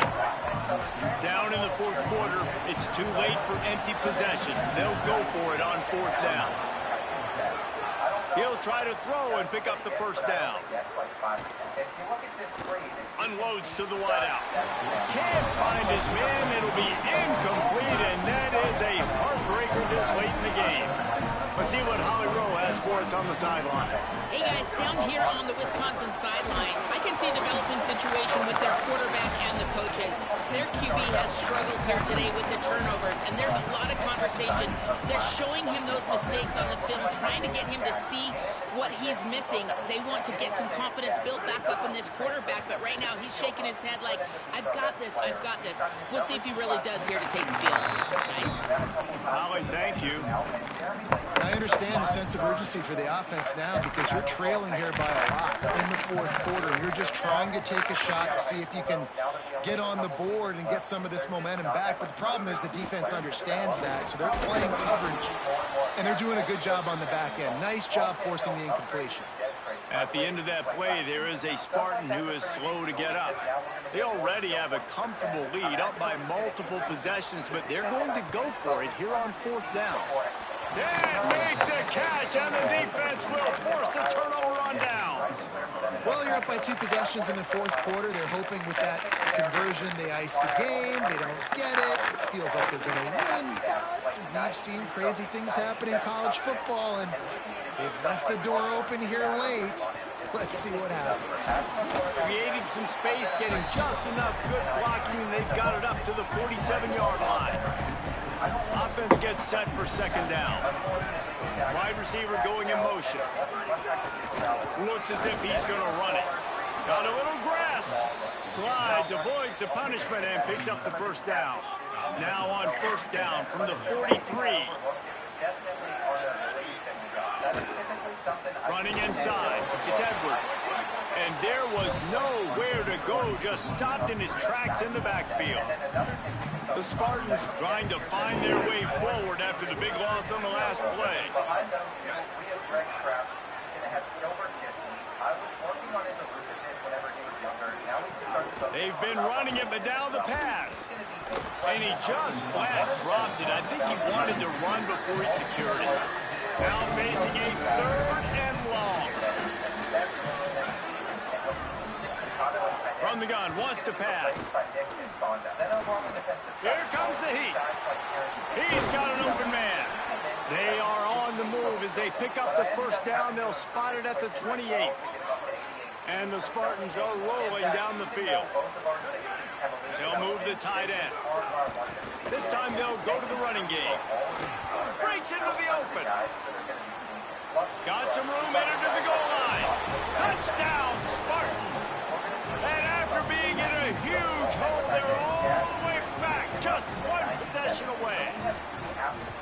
Man, how nice is it to be down and you need to score points when you can just hand it to your running back and he can make big plays like that. Jesse, they're going to need more of those to get back in the football game. They've dug themselves a little bit hole, but that was a good start. Yeah, I think the defense probably kicking themselves too. I don't know if in this 2-minute type situation if they're expecting them to run the football, but somehow, some way, you've got to be able to gang tackle this guy and not let him take it to the house from that distance and score points. Moving forward now, the run defense has got to shore up for this defense. Here comes the Wisconsin offense to go back to work. They'll run it to keep the clock moving. Makes it past the marker. Good, solid pickup on that one. They've got it out to the 40, and it's first down. I know exactly what I have to do here. Defensively, we've got to get the stop. So we're playing run. We're selling out to run because we're thinking they're going to run the football, and we got 3 timeouts. Let's use them wisely. Let's use those timeouts, save as much clock as we can so our offense has some time on the clock to do some damage when they get the football back. Halfway there on first down, it's 2nd and 5. Out of the gun to give to the back. And he doesn't find much running room. A short gain on the play. Great job on first down. Great job on second down. This defense needs to come up big one more time. They got to get the stop. Big time moment. I got to get my offense the football back. Doesn't quite make it to the first down marker. He's a yard short. Looking for a push on 4th down. And they'll make the tackle for no gain, get the stop, and get the ball back. Let's see if this offense comes out swinging from the first play of the drive down late. They're going to throw it to start the drive. Always a welcome play for the defense as they get a sack at the 47. A first down sack can wreck a drive. Let's see what they got on 2nd and 14. Looking to fire. Oh, they're after him. And it's a sack. And that's frustrating for an offense, man, because you got great field position set up. You want to be aggressive. You want to take advantage of it. But in order to do that, the offensive line has to do their job. You've got to give your QB time. They don't do it. And back-to-back plays, they're going the completely wrong direction. 3rd and long situations are really hard to convert. The defense knows it's going to be passed. The pass rushers are getting upfield. You're under pressure. You don't have timing. And as a result now, 4th down.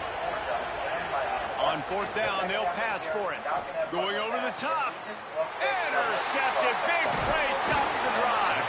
Didn't really get a chance to get started on that return, but he has set him up at the 41-yard line. Okay, here comes the Wisconsin offense onto the field. So the defense sets them up with an interception. Now a couple of first downs, maybe even punching a score, and they'll go home with the W. Stopped behind the line of scrimmage, tried to put a little move on him, and it didn't help much. Timeout called here on defense, so they'll have a couple remaining in addition to the 2-minute stoppage to try to maximize time and get the football back. Grabbed in the backfield. It's Rigby. Hit and brought down right at the line of scrimmage. So they'll use a timeout here. One more remaining, and of course the 2-minute stoppage coming up as well. Certain moments in the game you know are just a little bit bigger. Here's one of them. Big play coming on 3rd and long. Throwing Joseph. Right down the middle. And it's taken away by the defense, and they desperately needed that turnover. And they'll drag him down But what a play by the defense there. Trailing here in the fourth quarter by 1 possession. Able to steal it away now and put their offense in position to at least go tie this game. Little too soft in that run defense. He picks up 4 to the 32. Clock stops. We have reached the 2-minute timeout, and the offense is looking for a play to close this deal out. Line getting set on second down. Using his legs, it's Patterson. And he never had a chance. Just stopped cold as soon as he got it. They've got to come up with a big play on this 3rd and long.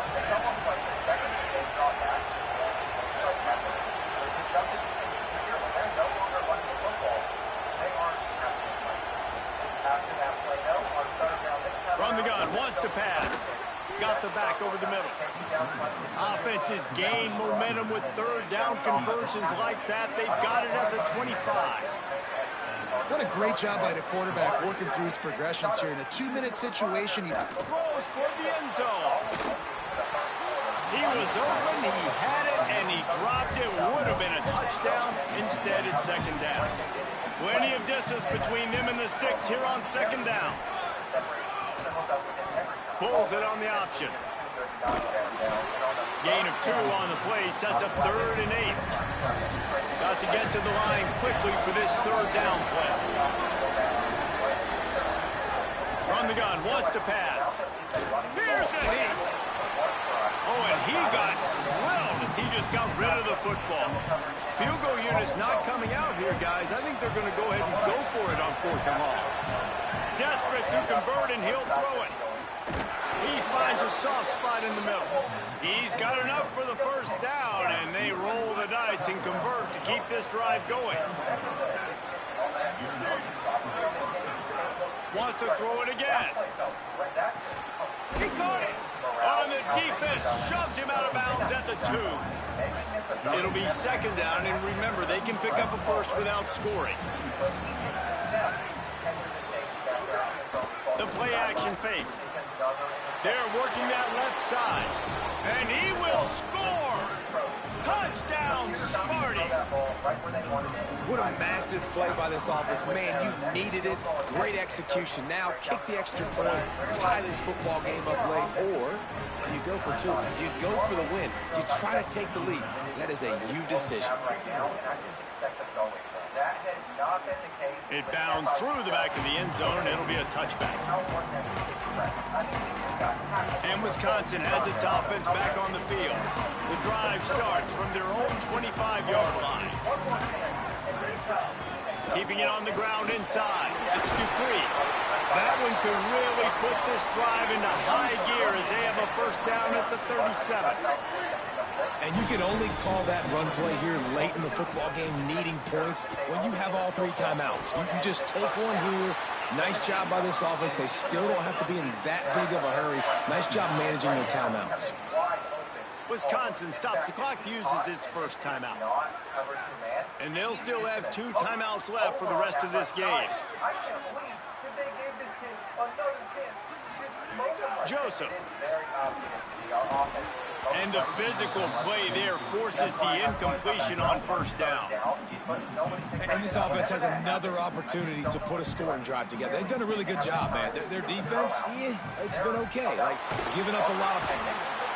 And the pressure will get there. The sack. Down he goes in the waning moments. That could be a costly play. Quarterback's got to get rid of the ball. That last sack's not on the line. That's on him. Now it's 3rd down. Looking to throw, and he needs a chunk play. And he was drilled just as he released the pass. It's incomplete. The Badgers line up to punt it away. They'll look to pin him deep.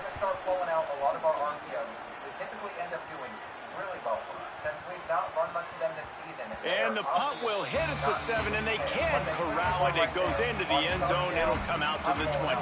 The Spartans have it back on offense, hoping to play some good ball. Now, there's still some ground to cover here, David, if they're going to try to get in position to win this game in regulation.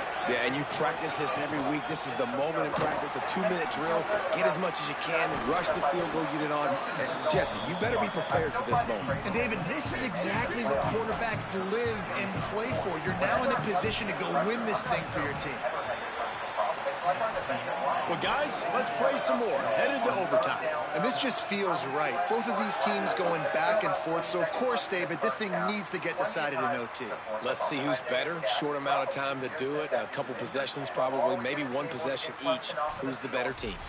All right, guys, so here we go in overtime. And just to refresh everyone's memory, alternating possessions starting on the opponent's 25. And it's so nice to be on defense first, to set the tone, to understand what you need. Try to hold them to a field goal. The offense knows they can do their job to go out and get a win. Just 2 possessions, Palmer, like you got to be at your best. Yeah, and I love the new rules, too, because in the third overtime possession, it goes to alternating 2-point plays, back and forth.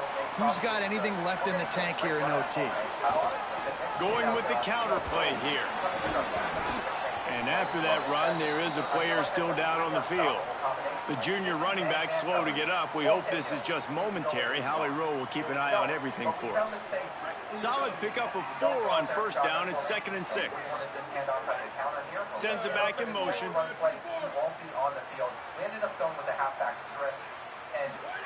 Throwing Joseph.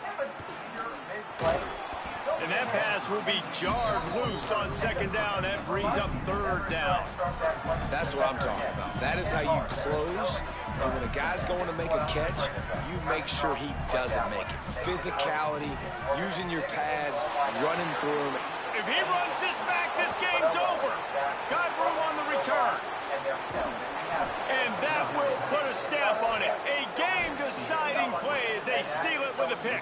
Hard process for us. So they just sent it up, and he got to it first. Thankfully, they called a timeout. I don't really know why they do that, but if we have a chance... Defense has its back against the wall as they try to extend this game and force another overtime. Coming out on first down with the play fake. A shot toward the end zone. Almost intercepted, and you just can't put the ball in jeopardy on first down in overtime.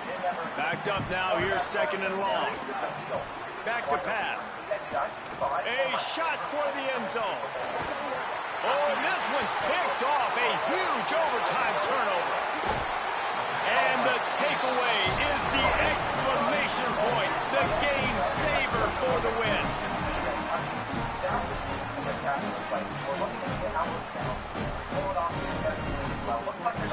Now first down here in the 2nd overtime.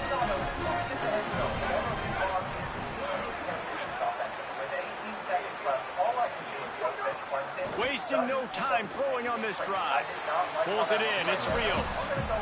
I like the idea by the quarterback there. You're trying to get this first down, so you find the tight end, see if he can make a guy miss or shake a tackle. Not able to get it done. He'll keep it on 2nd down. And that ball's free behind the line. Defense has it. If he takes it all the way, they win the game. Racing down the left side. He's at the 10. He got it in. Ball game. What a clutch play as they win it in double overtime. My pulse rate is still through the roof on this game. I would have called that one for free. Wait, I don't want to get carried away. But it was a really fun game and a great win. It really was. I know we're all up here, we're bouncing around, we're excited after having seen what we just saw. What a great win for this team to go out and do it in overtime. That's the type of game that fans are going to be talking about for a long time. Yeah, right. If you know Rich Davis, that is not happening, but we got a free game that was awesome, back and forth, nip and tuck, and bonus time. You got some free overtime playing that one. This has been a presentation of EA Sports College Football. For David Palmer, Jesse Palmer, and Holly Rowe, I'm Reese Davis, saying goodbye, everybody. We can't use the L's or scissor anymore, though. He's got bricks for hands. And now LSU is the first. And past years at FIU, we had guys that would get intercepted there, take back for them. It was what made this program so great.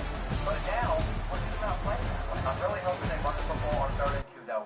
They went through the air, save an open touchdown. I can't audible on the road either, even if I wanted to. We knew we were going to have to deal with that. And I'm a little confused why they're coming out backed up behind midfield. I feel like this should give us a pretty easy read for the first down, but a very odd coverage. I'm going to guess that's their adjustment for us having speedsters on this team. Though you can see that with the new move, we could just get this kid on a street. They to let it go. I don't know whether or not this is going to work. It seemed like leverage-wise, he had the outside. The stadium pulse here at LSU is #1 in the country, though. It really messes me up. The biggest issue is like right here. If we could just get Trap on a street, he'd be gone. It's just not going to work, though. I tried so many times to audible it in, so now we're going for it. This is another game where I'm simply just not off to a good start.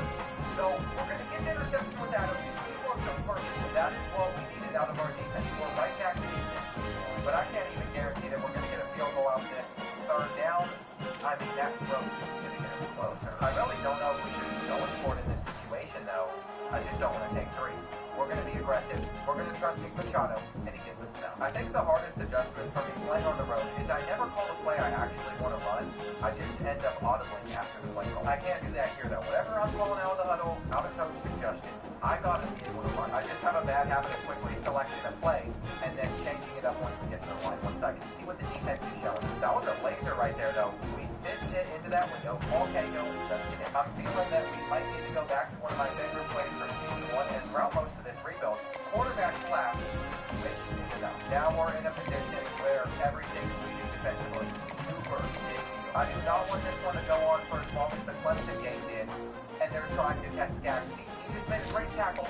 Now he makes a play on the ball. It is a good thing that we are known for our cornerbacks. There's a reason so many are willing to come here and transfer portal. Without guys like that, I have no idea where this program would be. We have nowhere to go on the run. LSU has done a really good job at shutting that down, but I think if we just pick up the blitz correct there and don't overthrow the threat, we could have had a really nice game.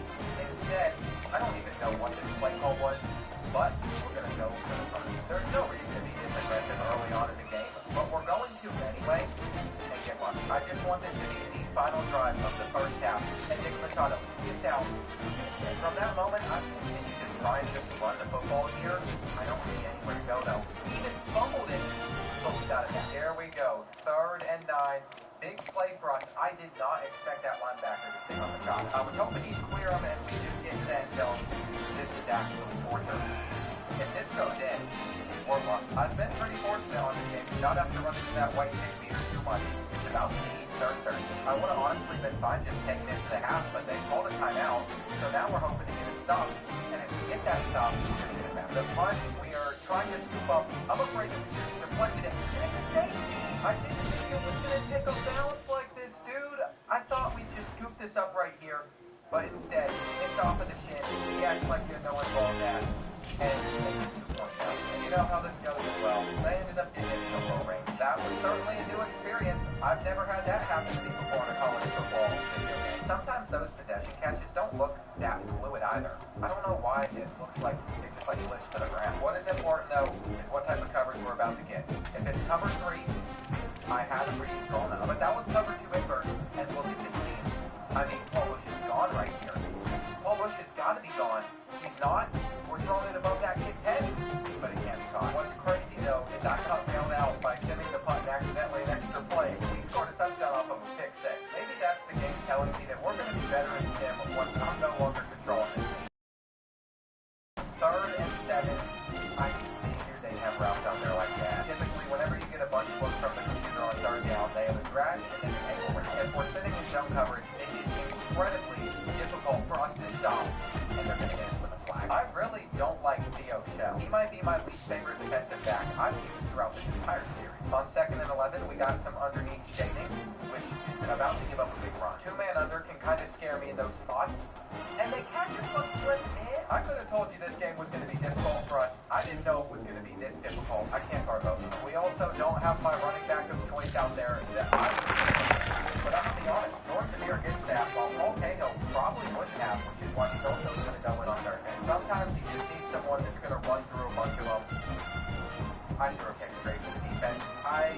There's no excuse to make that read look good. I mean, I didn't think this kid was going to be able to play that ball, but he did. This is definitely not how I expected this matchup going, though, especially since they're 3-2. Look at what formation they're in as well. I bet they hit us with the angle route and the drag. I told you, I cannot guard it. We're so about to lose to the Tigers. Maybe we'll be able to catch them off guard with some play action. Didn't even have a chance to get that ball out, though.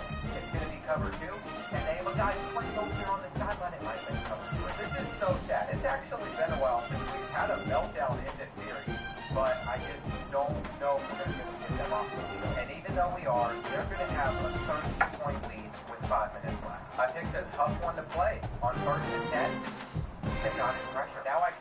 tell what routes we have out there on the field, they're boxing up Paul Bush. I'm officially hitting full-on panic mode. On third down, though, we're just going to step up and take our shot. We got 97 speed for a reason. George Azubu keeps us in this game. That was the dream look right there. It's not that often where you get that against LSU. Press coverage with no safety help over top. We'll do it, though.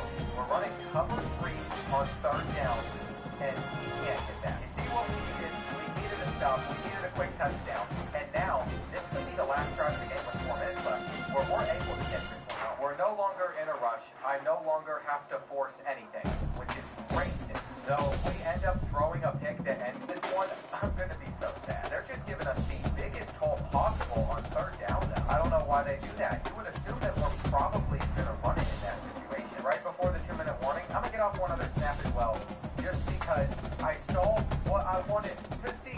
Don't overthrow him right there, Darren Mooney. After all the things I said about Alexander Bean, that is the absolute last thing that we needed there. It's going to be 4th and long. I know the crowd for this is going to be miserable as well. They're going to drop back into cover 3, I think. All right, Nick Machado. I trusted him there. We lean on him as our safety blanket. Now we're going to get this one out very quick because Paul Cahill can take us to the point here. See, I think we still got gas with our running backs that could end up making some big plays. But I accidentally put in our backup quarterback, not our backup running back for that play, where I wanted it to go to Paul Cahill. This needs to go to the first. We also have a bubble screen set up here, but it looks like they're going to play it, and I have absolutely nothing else to throw. I don't know how this is going to work. Should we just take the sack? I should have called a timeout.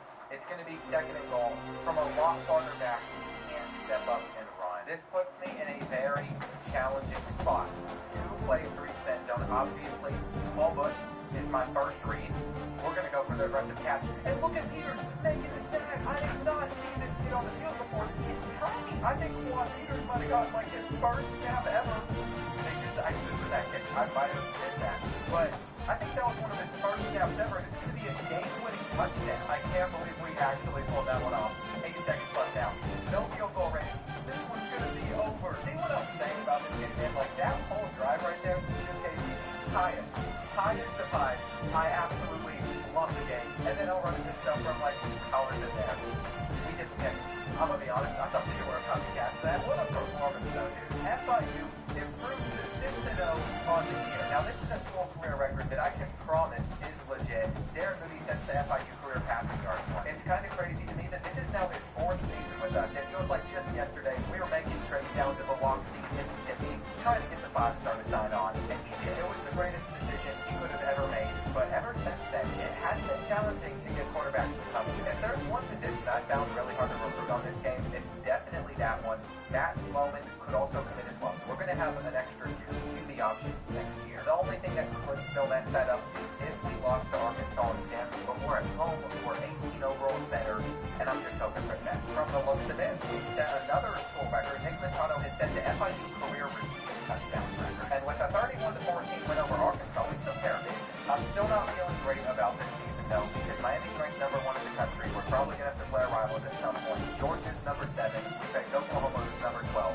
The rest of our schedule is going to be brutal. And what I learned last year is if we lose 3 games, that might be enough for us to not get into the playoffs. With the commitment of Matt Sloman, though, the first 5-star commit since Darren Mooney as quarterback, I think we got enough to win. You can see on this screen we're 8-0, and it looks like there's only a couple players that still want to transfer. After those first couple seasons where we lost so many guys to the portal, so many guys to graduation, I feel like it really slowed down. We did a good job at retaining most of this roster. We're also just going to continue to sim. We just dropped 58 points against Ole Miss. Unfortunately, though, the team schedule bug is happening again, so we're just going to have to find the result of this game here. We beat FSU by 4 points. We somehow scored 12 in the 4th quarter. I really hope that was not 4 field goals. That'd be pretty embarrassing if we ended up kicking 6 against them.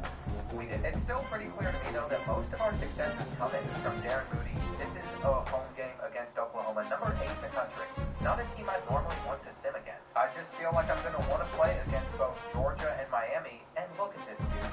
I just don't understand. To make matters even worse, if I go over to week 11 on scores and schedules, it doesn't show me the box score or the result of this game now. Like, what are we talking about? On this screen it shows we're 10-0.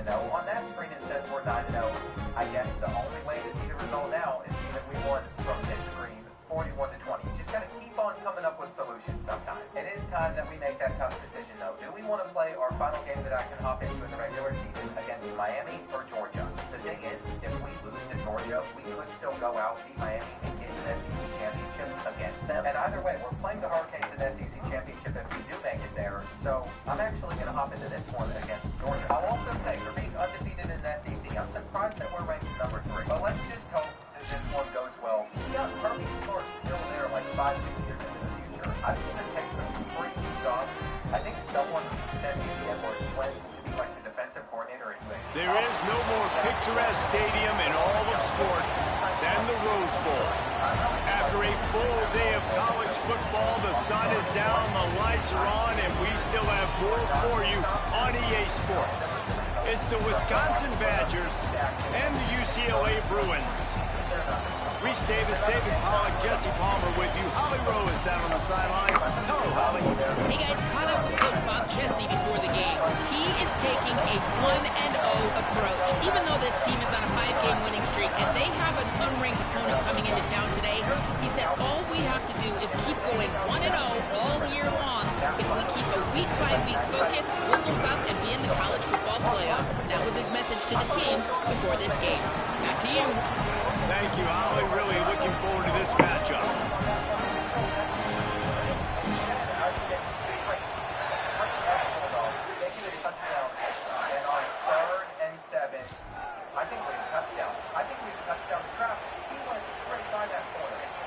The Bruins have it with a 1st and 10.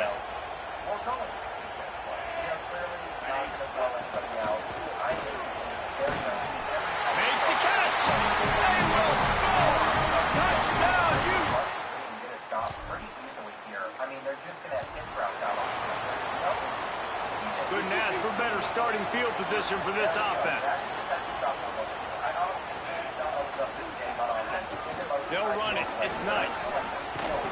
He's pulled down after a tough run. Gets it to the 6. Going to work on 2nd down in the red zone, and still some ground to cover to pick up that 1st down.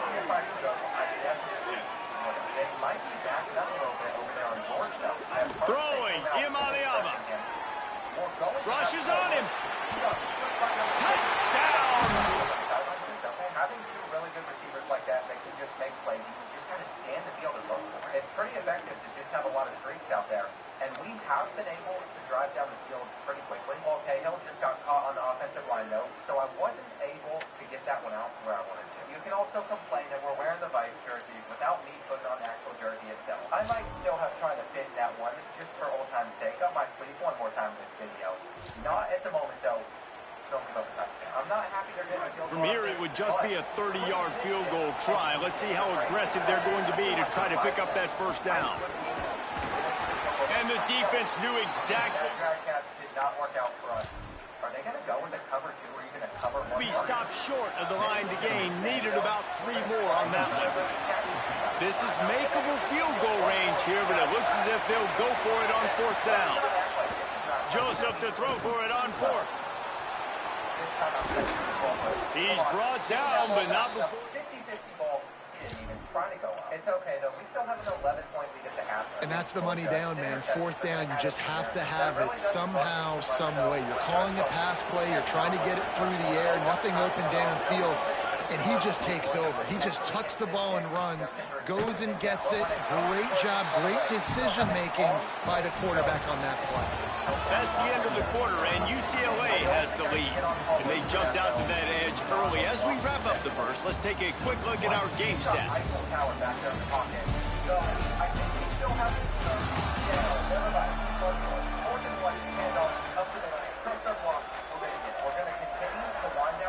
Just about ready to get things started here in the second. We'll see if they continue to flex that muscle. They'd love to start this quarter off with a touchdown right here. They go right back to this guy on 2nd and goal. He pushes it forward all the way to the 2-yard line. A 3rd and goal, and this defense feeling energy from the crowd. Power ahead.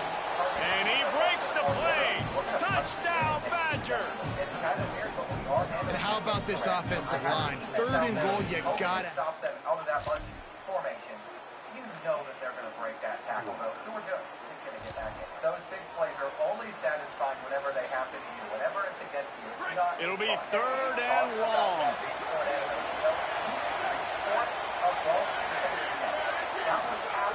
Joseph throws to the wideout. Another doesn't have the answer to stop us. Nick Machado keeps on fighting. That's going to allow us to close this one out. The offense starts in the shadow of its own end zone. Hand off from the shotgun. An explosive play in the running game as he's got the first down. I'll tell you what, a few more runs like that, and defensively you start thinking more guys in the box, more big guys. I better stop this guy because he's unbelievable. Just a great job breaking off the big run, and the OC is going to give him the ball some more. Got 3 on first down and 2nd and 7. Looking to fire. Finds a tight end. Didn't pick up a lot there. Moved it forward just a few. Boy, could they use a conversion on 3rd and short from their own 24. From the gun, wants to pass. Here's the pressure. Love to see these 3rd down conversions on offense, and they're out to their own 39-yard line. They'll rush to the line. Clock stopped for the first down. They'll set the chains and wind the clock. The Badgers want to talk things over, and they use their 2nd timeout. And they'll still have 1 in their pocket for what's left in this first half. After the productive first down play, it's 2nd and 6. Throwing Joseph. Fires to the wideout. Makes the catch. It's Brooks. They bring him down, but it'll be first down at the 42. And the Badgers in the hurry-up. A nice passing game by this offense. The quarterback and the receiver on the same page, in time, in rhythm, creates the big play. And look at them, they're right back on the football, ready to run another play. And he goes out of bounds after a nice pickup on that one. The Badgers can really attack on this 2nd and short. Back to throw, time running short in the half. Caught close to the marker, it's Brooks. And they reacted well to the completion, but it was too late to keep them from getting the first down. Again, it's Joseph. Deep shot for the end zone. And they won't make the connection, looking to make a big play there. I don't know about the decision that time by the quarterback. He may have been expecting man coverage, but that time the defense was in zone, and they did a really nice job closing the window. The intended target was not open. That's why that one fell incomplete. Time dwindling away as they try to put points on the board right before the half. Joseph from the gun on 3rd down. Finds his man down the middle. Nice tackle there. This free safety coming in like a heat-seeking missile and stopping him a yard short of the first down. So with only seconds left in the half, here comes the field goal unit. This whole place going to see if this kicker can operate in the sea of noise. Splits the uprights, it's good. And now trot off to the locker room. We just got them to a 3rd and long, and the dump-off is not going to get them enough. But I see something they interested more. And the Bruins, after moving the sticks through the air, come to the line. Trying to run, it's Knight. He's wrestled to the ground right at the 15-yard line, and a big red zone opportunity here. After the 3-yard pickup, they come to the line 2nd and 7. Motion from the wide receiver. Imaliava on the play action. Oh, it's picked off. That's not the start they hoped for. Hey, guys, I tell you what, man, they wanted to have. The only reason Miami's about to get their first points of this game to end the first half. 3rd and long coming from the 27-yard line. You can make a field goal from here. Just don't take a negative play. Send the tight end in motion. 3rd down from the gun. Here's Nico Iamaleava. Can't make the connection. Another 59-yarder with this kid. He barely missed the last one, though. He missed again. We are absolutely getting bailed out by that. Big 3rd down as the crowd gets behind this defense. They'll keep it on the ground. Powers through. Offense is gained. Typically been running on 3rd down, but we just can't guard everything. Their next 3rd down is a 3rd and 10, so they're definitely. And guys, if they can make their way into the end zone, we'll have a tie game in the 4th, and the the stage will be. And he takes it in for the score. Touchdown. Be aggressive there and go for it. Paul Bush can't get out. He's a great receiver, not the best of returners. The Bruins will have it 1st and 10. That felt like it had a lot of potential there. And you know what? Why not make some plays? I don't mind taking a Running shot. behind that left side. They'll knock him down for a loss of a couple. They're dealing with a 2nd and long. Able to get us on another 3rd and long, and Nick Machado is naked over there. We're going to hit him, and we're going to The give to the back. Here's a little room there.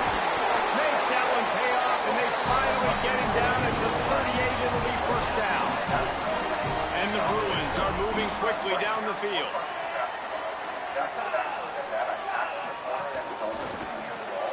With the catch, it's Matthews.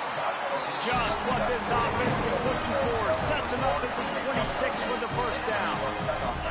Great job by the quarterback there. He saw the safety bite on the run fake. So as the safety comes running downhill, he now knows he has the slant throw to his receiver on the outside. The clock stops as we have reached the final 2 minutes of the game. Setting up for a 1st and 10 from the 26.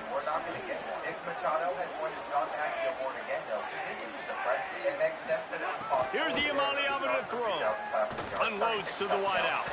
And it just squirted through his hands. He wanted to take off and got too anxious. Well, that's not on the quarterback. I know it's not easy completing some of these out routes, especially at the college level, but that's a play the receiver's got to make. Looking to throw, it's Iamaleava. On the move, he fires. Complete in the middle. Defense is there to make the stop, but he's got the 1st down, and they'll have it 1st and goal at the 6. Nico Iamaleava throwing again. Touchdown, Bruins!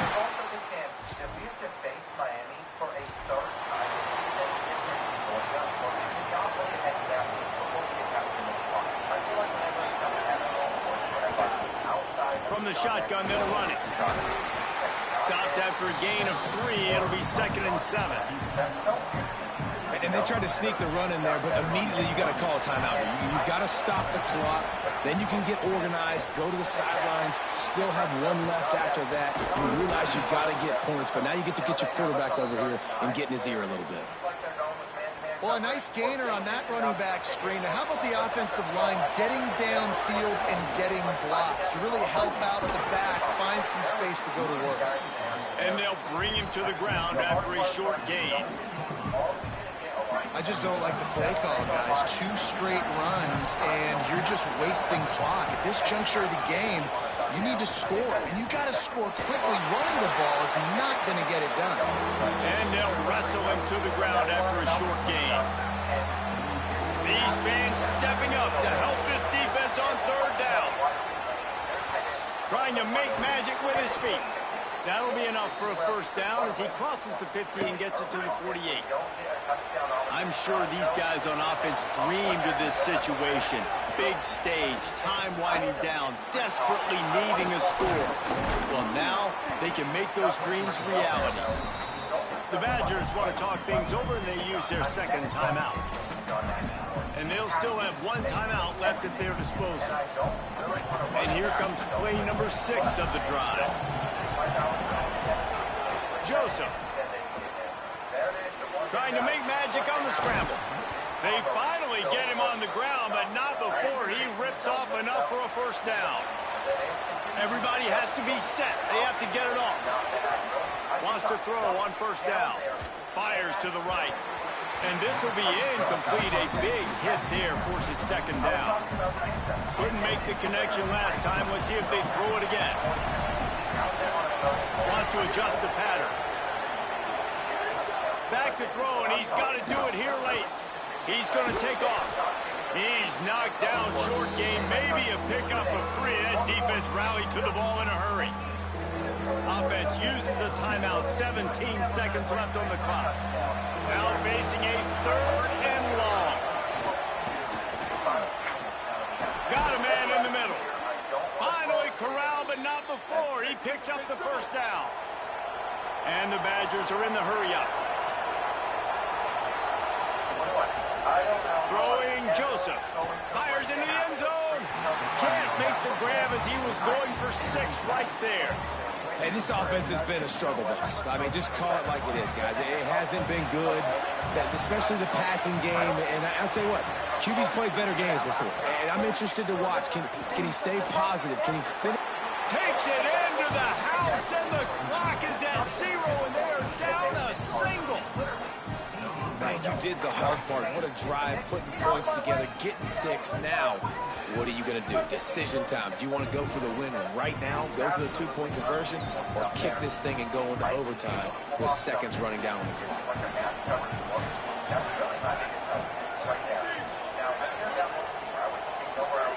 From the gun.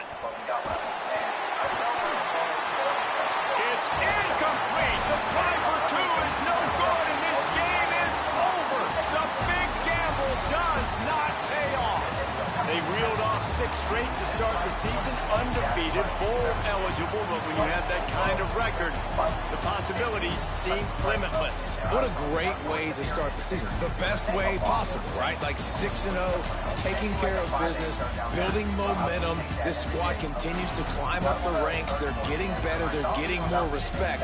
6-0 is the best start you could have, Palmer, but they're looking for more. It's been really fun watching this team to get up to this point. So much talent. They've got great coaching, and I feel like they could keep that 0 in the lock. Any tackle like he did the last time. And on 3rd and 4, we're running an RPO where we have it. There is a lot of reads on that play for me to go between. I looked off the Zig, turned into Machado. And now it's back to the run because we saw what throws. Here we go. We're going to have our drag every single day of the week. But what are we thinking about a Paul Bush touchdown? Beating the press right here. That safety going to drop back and help? No, he's not. This is a Paul Bush touchdown. He's going to make a diving layout catch. Come on. That's exactly what happened. I could see where the ball was going with that trajectory. It's just going to drop right into his hands. There was just no shot with how perfectly that was put there. If the corner was ever going to play it. We are going to give up the drag, though, ourselves. I actually find it pretty unbelievable. After throwing 3 interceptions in this game, we are sitting here in the 3rd quarter with a 14-point lead, about to get them off of the field. I definitely had to back up some of our players before this play, though, where they just ran it. I don't know why I wasn't expecting to run there. Darren Mooney, I'm going to need you to just block for a minute. We know the reverse play isn't always great, but whenever it's suggested, I'm going to call it. And we got that right over that kid's shoulder. It's so crazy. I'm like the happiest guy ever whenever my throws are going the way that they should. But the second I see a couple mistakes out there, man, I'm just going to lose my mind. Poor Alexander B had to go through that. We did it. You know what it is? At this point, teams should know on 4th down, I'm staring down at Nick Machado. Come on. That has a lot of potential right there. Esponda might be able to get open deep, though. I decided I was too scared to throw it to him. And instead, we go over to Paul Bush. I think from this point, it's like the Miami game where we've taken enough time off of the clock, and we're settling for 3. We're going to go up by 17 points, and that's going to be enough. The only way they can get back in this is if they got really lucky with an onside kick. I mean, they're going to be inside the red zone, but it is simply taking them too long to do anything with it. And on 4th and 11, they throw a pick to Cox. Cox is going to get his 8th one of the season. Quarterback just haven't stopped looking at Cox all year. I mean, he's got so many turnovers. Not enough where he's taking home some defensive awards like we've seen in the past, but still a good thing. I just know that going into next week, these guys have got to be sick of facing each other. This is now the 3rd time in our last 4 games that we're having to face Miami. I think that's a new experience for me doing any of these college football rebuilds. I don't think I've ever played a team as often as we're facing the Hurricanes, but we have a chance at getting back to the national championship. If I look back at what my goal was going into this video, especially going into season 6, it was having a chance of winning back-to-back titles. It was maintaining that level of prestige. We slipped up last year. We lost 1 too many games, but I'm trying to change that. This is our redemption arc. We don't want to just be a one-hit wonder. We're already scoring touchdowns. And you all saw how we played defensively against Miami the last time that we faced them. I don't think we're going to need many points to win. Just the fact that we've already been able to get them off of the field, and we're going to hit them with the play action to see if we can do anything crazy. That was 100% not open, but it is what it is. This should be. Then on 2nd and 11, we had Paul Cahill. I almost threw that a little bit too late. We've just been continuing to work it down the field, though. And Jordan Devere cuts. He's going to be in the end zone. Man, it is not looking good for the Hurricanes. They go with a run that we can get to. What would really be sweet, though, is if we stop them again to end this 1st quarter. And it seems like we just have some of the worst defensive back play at the worst times. That is the one downside of me running a lot of Tampa 2. Whenever they have leverage like that, where we're not going to be able to make a play, they'll pull it off. He had the steps inside. He should have gotten to that ball. I just shouldn't have hit sticks like it was going to do anything. On 4th and 2, they're going to go with man-to-man coverage, and that wasn't open. I was just thrown off. My first read wasn't there the way it was supposed to be. If this is one of those plays where they got the dragon and the ankle route, I'm surprised he stopped it. I also think we might just be able to split these guys over the top. I will throw this one up to Nick Machado all day. He had some extra help back there. They still couldn't get to it. Those are the types of plays you expect out of your John Mackey Award winner, and we're waiting for the blocks to get a set. See, I feel like with the way that we're playing against Miami right now, they're not going to be able to take us down. It just feels like they're going to be in for a pretty long battle. We should have had that touchdown the last one. Let's get them off of the field on this 3rd and 8, though, where I'm glad he missed. I felt like there were multiple reads that could have been taken successfully there, and we got the look that we wanted to. We put it towards the back of the end zone. That didn't work. I feel like just like you could in NCAA Football 14, there is a way to get separation doing that. A live look at Camp Randall Stadium in Madison. Your college football Saturday can... Frankie's spot to go for it, but I'm trying to put Miami away. He's not going to have eyes on that. That's definitely not going to be those people that think they're making that. Listen to this place. Oh, man, do they love their Badgers. 3rd down coming. Dropping back. It's Mayava. Got it. And he will score. I can't really be upset with that drop, though. It was a tough catch to make. Throughout the second half, we basically just maintained the lead that we finished that first half off with. I'm having a lot of fun. Just blowing it up like that. And this is a really important series of plays, a chance to cut into the lead just before halftime. I just spam the exception. And he's in. Touch. I feel like some of you all also have to. You'll like get a penalty called on you, but you had a better result. So you don't want to accept the penalty. The Badgers are threatening on 1st and goal. With 1 game left in the season still, he wants it all. It falls incomplete. He was trying to find his man for 6. Defense rolls up deep in its own end on that last play. Now a 2nd and long coming. Fires quickly. Going for the goal line. He gets it in. Touchdown. Let's say that I did purchase this. That is 16 for each one of these upgrades. So I feel like there's got to be some good stuff. Guys, this offense is already reeling down multiple possessions. Really need to cash in on this drive. Throws to the wideout. Oh, what a spectacular win. Has always been like, even for a league recruiter, you've decided 2 top 5 classes if you want to unlock the whole bottom half. With the break, they had a little extra time to dial something up for this 3rd down play. They'll run it from the gun. He does not get it. Do now on 4th down. Now wait just a second here. I don't see the kicker coming out. I think they're going to go for it here. 4th down, Joseph. Working that left side now. He's got enough, and they roll the dice on 4th down, and they keep the drive alive. And the Badgers will snap it on 1st and 10. Maybe a crease. They get him on the ground, but not before he rumbles all the way to the 5. This offense in scoring position with a fresh set of downs. Joseph lets it fly. And he can't quite make the connection as he was trying to pay off this red zone opportunity. Can the defense stop them again on 2nd and goal? Unleashes to the end zone. Had it in his hands for the score and let it fall to the turf. It'll be 3rd down. This is one of those momentum turning points that this defense can force a field goal attempt. And that defense gets to him, and down he goes at the 9. And how about this defense? Guys, they're going to pass on taking the sure 3 here and try to get the touchdown, and this is a pretty big gamble. Max looking for the goal line. How about... Stick with it, though, because it makes my job easy. I'm not going to be able to get there in time. So close to cashing it in for this offense. A 1st down run on the doorstep. That is a big win for this defense as they were right there as soon as he got the ball. After getting nothing done on first down, 2nd and goal from touchdown Badger! Right over the end zone. So we are not going to catch that one. Hitting the field goal puts us up by 3. What I care about a lot more, though, is being able to walk. The Badgers come to the line after the big connection and going back to work. Throwing Joseph. That's caught. It's Rigby. Gain of right at 7 yards. 2nd and 3 coming. Sprinting to the line to try to get this one off. Clock's running. I think in this situation, 2 minutes, trailing late, I think you got to be throwing to the sticks every time. I don't know if these short completions are going to get it done. You're just not going to have enough time to get down the field. So from a play calling standpoint, I think you want to think about being a little bit more aggressive.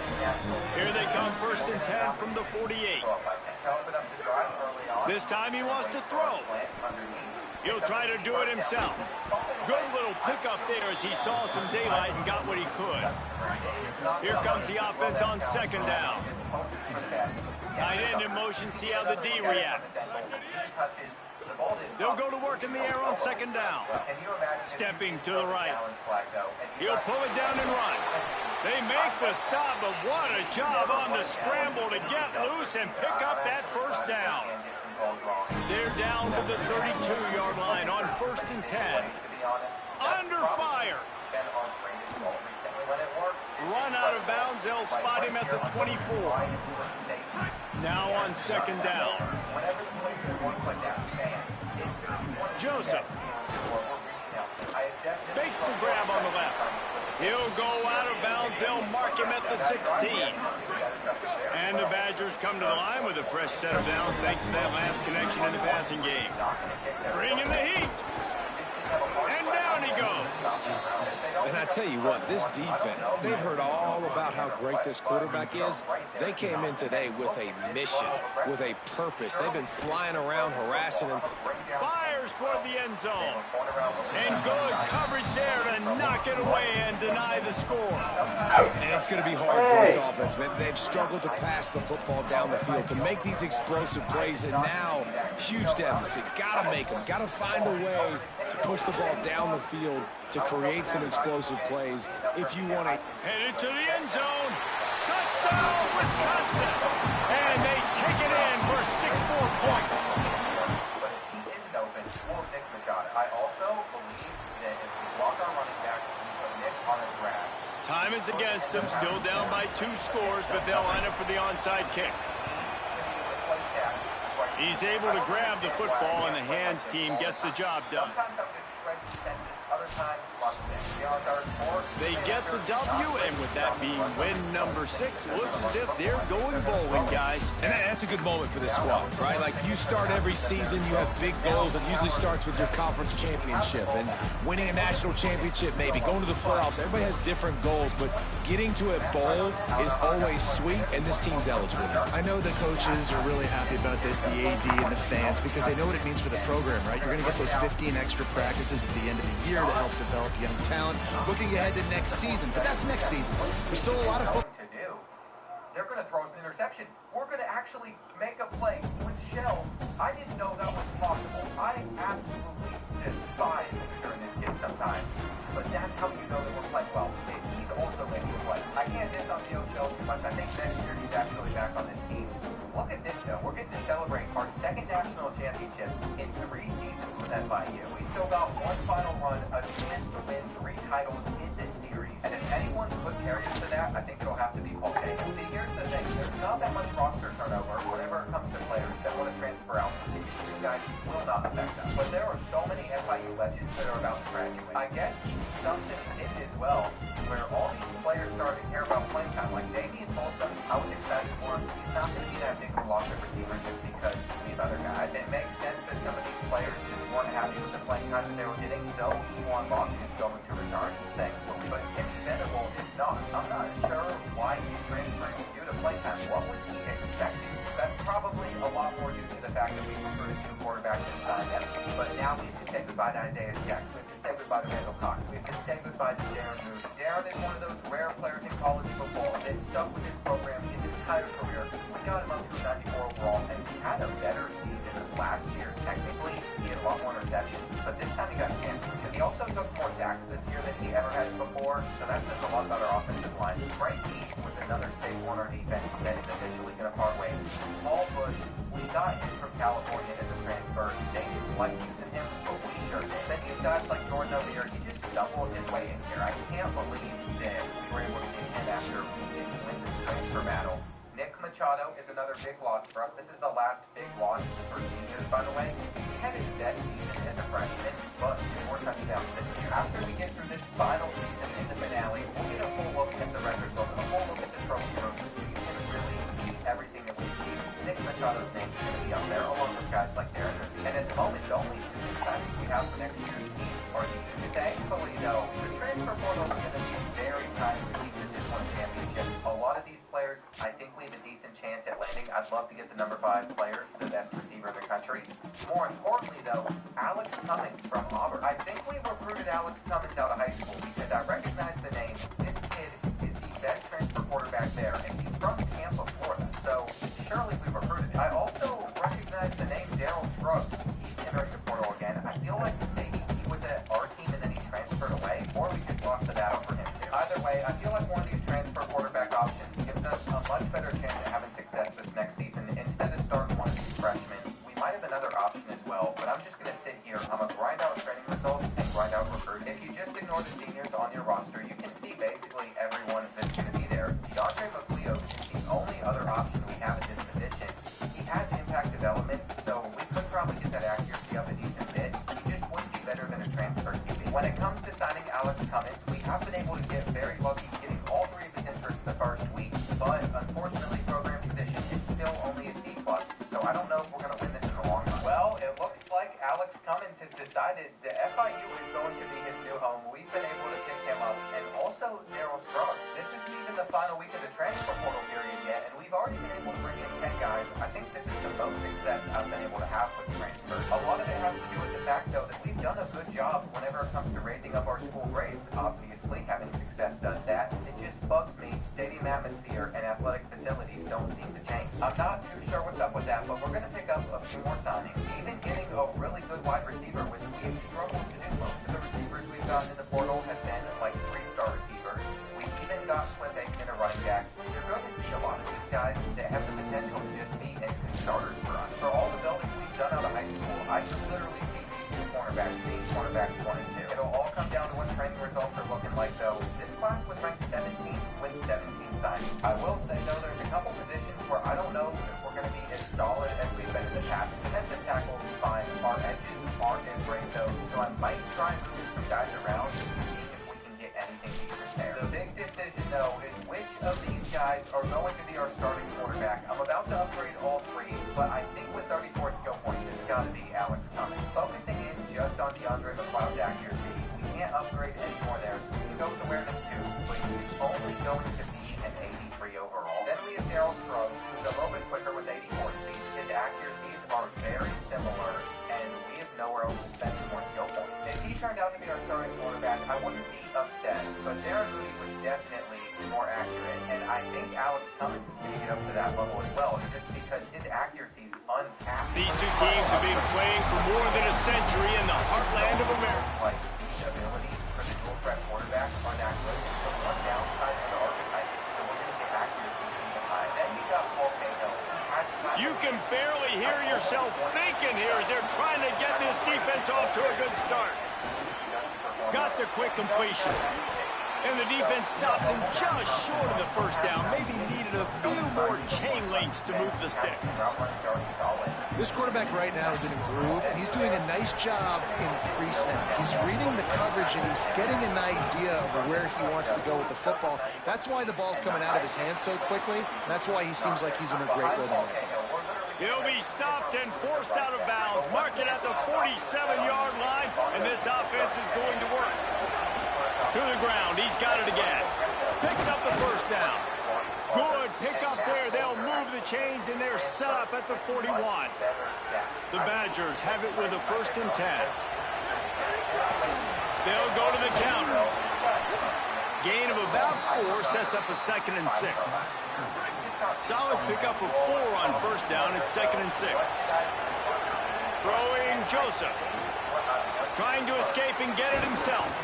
Brought down just outside the red zone. He moves the chains. It's at the 22. 1st and 10.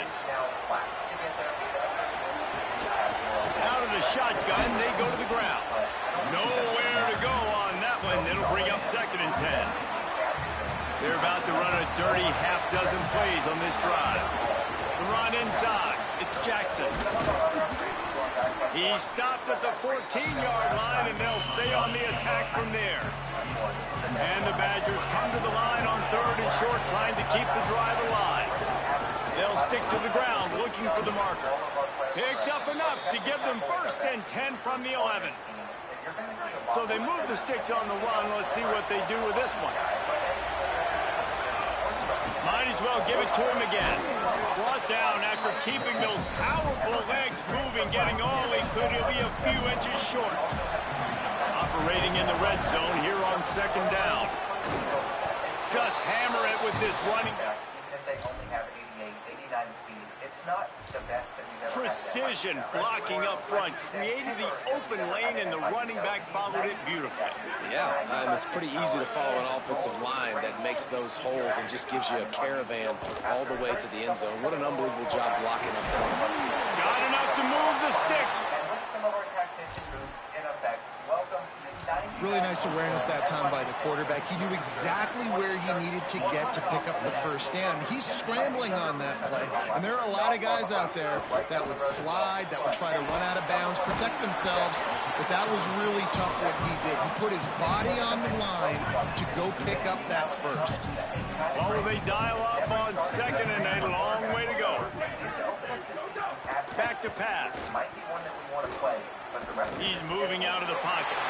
Oh, got some room, headed to the goal line. And he won. So I bet their team's better than that. We are going to send any These Hawkeye fans know exactly what to do to get behind this D on 3rd down.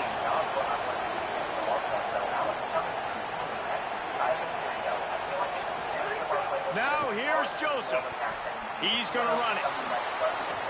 And that's the extra feel you get. How would we do? Throughout this entire dynasty, we have stayed with the exact same playbook. And I just feel like if we switch things up, we might do better, especially with passing stats. If we're going to win the Heisman Trophy, that feels like the only Big way. 3rd down conversion. 55, 59, They've moved to the 16. It's 1st and 10. They'll try the right side. Stopped at the 13-yard line as the drive continues. 2nd down coming up on this red zone opportunity.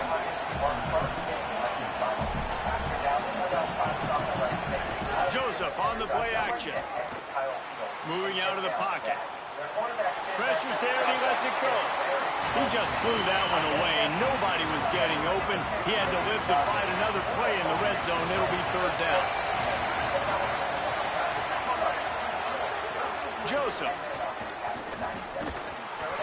Can't make the connection on 3rd down thanks to that tough, hard-nosed pass defense, and now it's 4th down.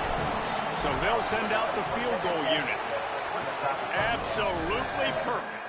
So far, so good. We literally threw the ball one time, and that was all that we need. I'm surprised at some of the effects Steak impulses. How aggressive might this play call be on 3rd and short from the 46? Out of the gun, the inside give. Now with a great opportunity as they... Paul Cahill's dealing with an injury. Wait, never mind. He's going to break tackles like that. I'll keep him. 3rd. The Badgers pounded the rock to move the sticks. Now back to work. From the gun, they'll try the middle. He stopped at the 14-yard line, and they'll stay on the attack from there. Going to work in the red zone, they can't pick up the 1st down without getting it into the end zone. Give to the running back. He's dragged down at the 12 as they try to cash in on this red zone opportunity. They want to continue this long drive. 9th play coming. It's 3rd and 5. And the incomplete pass will bring up 4th down. Good job by this defense, man. They've given up some yards and some plays on this drive, but they didn't lose focus. They stayed dedicated to what they're doing, and a great job on 3rd down, forcing the 4th down here, and hopefully the field goal attempt. It's incomplete. We have so many good receivers. To get routed like that by our wide receivers. Running out of time here in the first half. They're going to have to be efficient to put some points on the board before the break. Gliding to the right, still trying to make a play. Defense will... We're ready for the RPO, but trap still caught it quick enough, and it's about to be 20. You honestly can't really do it better than that. You can't. I mean, that was designed to be a pass play. Give the defense credit. They get some pressure. But this guy's just too good. He just instinctively knows when he needs to scramble and get out of dodge. And at that point, he's making good decisions. If a guy's open, he's throwing it. But if it's not, he's not even hesitating. I'm going to go get what I can get a first down with my speed and athleticism. Let's keep this drive rolling.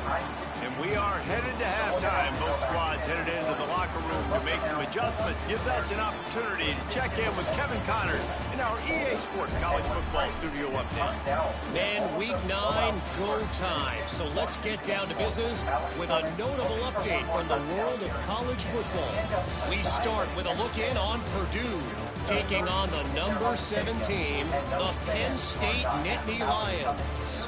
And it's the Boilermakers with a statement victory here in a surprising result. Going into this game, they did not look like the better team. And that now gets this group to 3 wins, which is nothing to write home about yet. But brick by brick, this staff is starting to build something. Here now some other games you may have interest in. Social media certainly does. Inside the ACC. Now back to you. That's going to affect his Heisman odds. Through 6 games, he's already thrown 5 interceptions. He gets to like 10. Here comes his home crowd as the defense tries to get off the field on 3rd down. From the gun, give on the inside. Just what they'd hoped for on... For all we know, he could pass for like 50 touchdowns. I have decided that it might just make sense for us to sim for the last 2 weeks against Miami. And the Badgers kept this drive moving on the ground. Now back to work. Running the red zone. It's Jackson. He just kept those big, powerful thighs churning, but he'll be knocked down at the 1. Looking for just 1 more yard. It's 2nd and goal. Oh, he'll keep it on the draw. Touchdown, Badger! That is just mind-blowing to me. I've continued to sim week after week, up to the point where we're sitting at 9-1. 3rd and 6 yards to go. Has set the FIU single-season receptions record already. Plus, he set the single-game touchdowns record against... Pulls and fired complete. There he goes.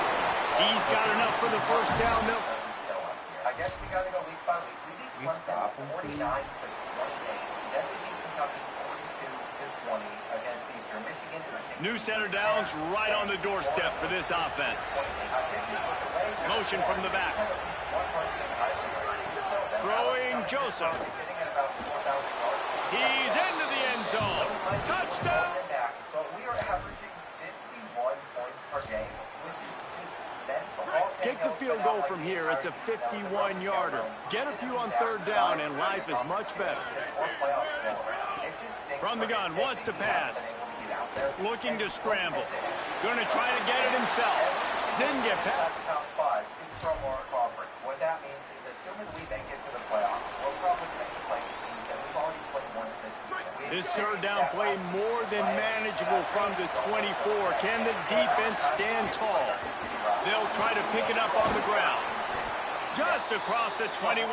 I know there's not too much that we can do about that. Also, look at how many of our... And it's really nice, whether it's RPO or not, is having a defensive line that stones the offensive line, takes away the gaps. It doesn't matter what your read is if you're winning up front on that defensive line.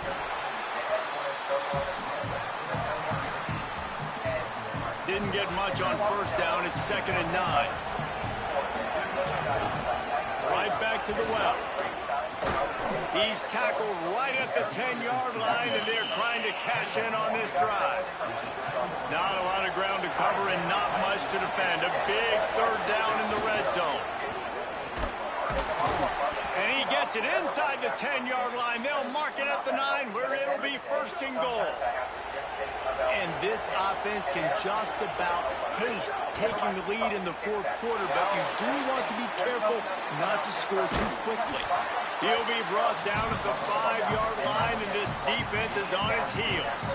And I feel like this defense is starting to pick up on this quarterback's MO. You've seen it, right? Like, time and time again, he is willing to scramble. He wants to carry the football, kind of apprehensive, maybe doesn't want to make a mistake. I'd love to see him maybe hang in that pocket just a little more and maybe make some plays down the field with his arm. On 3rd and goal, you can't hear yourself thinking here. In the den of the crowd, here's Joseph. Lets it go to the end zone. Touchdown, Badger! Unless they have a good kicker, but he just missed. Now we get to pretend that I didn't just make an awful read. We're going to find something. Look at it this way. The field position is awful, but opportunity to pile up a lot of stats because there are a lot of yards in front of him. Might have a chance. He stopped just short of his own 20-yard line, but it is enough for the first down. The Hawkeyes call a timeout. It's their first. They still have a couple of timeouts to work with in this final quarter. They're going to ride this running back. They didn't get a push at all on that one. It'll be no gain on the play. Iowa spends its second timeout here. They've got one timeout left now. They'll have to choose wisely as to when to use it.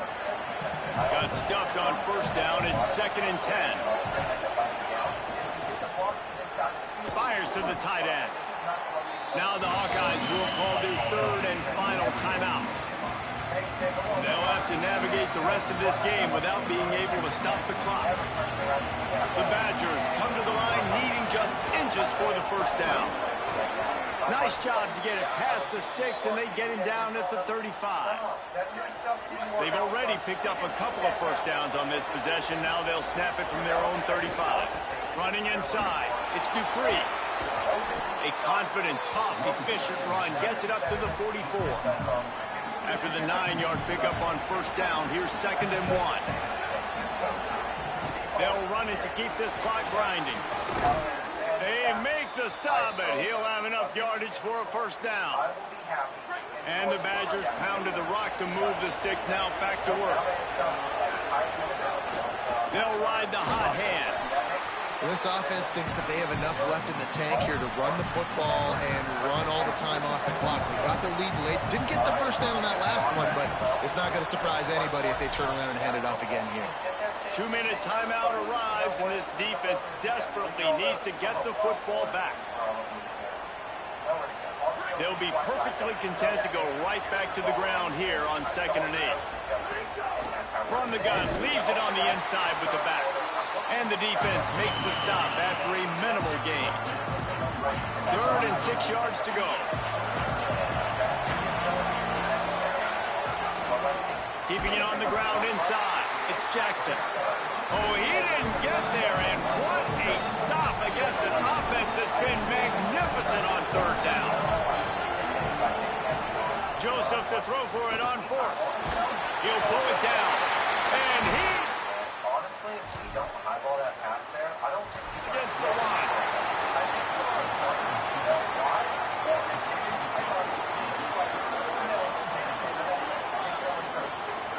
Looking downfield on first down. Under fire. And he's sacked. Great work there by this defense. The hurry up now. 2nd down. Clock ticking. Well, what a great job by the defense and phenomenal effort chasing down the quarterback, getting that sack for a huge loss, and now they're licking their chops, lining up in tempo. They're ready to do it again. They'll hurry to the line with the clock still running. On 3rd and long, you'll need to push it downfield. And he can't find anyone open, and down he goes. A sack here late in the 4th. On 4th down, going to the air. Pocket breaking down. And he's... It is Wisconsin who will head home with the big brass bowl known as the Heartland Trophy after beating Iowa. That's going to do it for us here. For David Pollock, Jesse Palmer, and Holly Rowe, I'm Reese Davis. This has been a presentation of EA Sports College Football.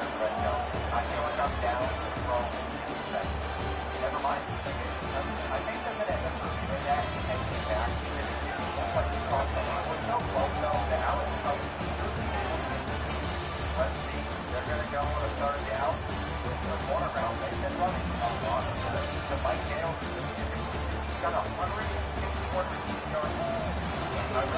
time that we just switch things up and cover. Despite my multiple user picks in this game, my defense is not being effective, but I feel like I'm going to be able to make them on 3rd and 2. Never mind, they went with a run, so they did it. This is everything right here.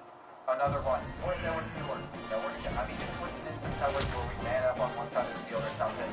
They could have moved me with the play action, and they still got the fit. But if that tight end was on the corner route, they would have had 6. We're pinching the line, expecting them to try and go through. And that is what we want to see from our defense. And they're going to try and run it again. They're not going to do it more. It has always been our defense for that fight. It has never been about how great our offense is. Getting a stop like that feels better than I think anything I could have done on the offensive side. But we can't just run the football. They are clearly ready for that. I got to throw. This is bad. They got us on a huge 3rd down, and we're going to be that man-to-man coverage all day. All right, we're basically 1 first down away from ending this game. I'm throwing the RPO. We still break a tackle as well. We really do have some dogs on this team. I hope that he can't catch up to us. I mean, this is a big dude trying to catch a running back here. We're still on. You know, I might have underrated that downhill ability, especially because Pathakian has it at platinum at the moment. I mean, he's running very hungry. That is going to do it, though. We'll pick up another win. We still have 1 more game before we find out who makes an SEC championship. At the moment, it is a 5-way tie, and the rankings for our conference, are we the whole top 10? This is actually insane. Arizona State is the only team up there that's not a part of the top 10. If I were to just sit here and look at a bracket projection, I'm counting 1, 2, 3, 4, 5, 6, 7, 8 teams from the SEC. We have all 8 spots that we could have. This is definitely a wet dream for the SEC commissioner. I have never seen that happen in Sim. It's kind of awesome, though. If we beat Florida State, I think we're going to knock them out of the playoffs just because that would then give them 4 losses. But their strength of schedule has them as like the highest ranked 3-loss team. We've definitely been on a big winning streak recently. We cannot let that go. I know that we're probably going to struggle with stadium goals in this game since we're headed on the road. And this isn't the Florida State team that went 2-10, which means it should be difficult. We are trying to establish ourselves, though, as the best in the state, which means we're not up to the start of to make that happen. We've already beat USF. We beat Miami. We beat Florida. This is like that final loss. I doubt UCF's that good. We beat FAU as well, but it's been like 5 years since they gave us a competitive game. I really wish that we had Paul Cahill, though. I mean, look at now blocking our offensive line. Whenever we stick with it, we can still run the ball effectively. It's just that I'd much rather run with our quarterback or sling the rock. I just feel like this Clemson playbook doesn't fit us as well as I was hoping it would. It might be in our best interest before we go ahead and play 1 final playoff run to switch our playbook back over to the FIU one we have been using. A live look at Camp Randall Stadium in Madison. It's the Rutgers Scarlet Knights and the Wisconsin Badgers. Along with David Pollack and Jesse Palmer, I'm Reese Davis. We are keeping an eye on the weather in this one. Holly Rowe has the latest. It is a beautiful day, but I can tell you it is very cold down here on the field. I see a lot of players putting it. And now a little chunk is needed to pay it off. From the red zone, it's Jackson. And he surges across the line.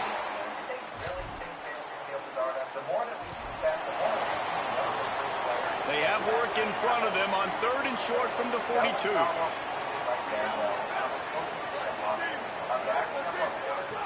They'll try to get it through the air. Unleashes one. That was all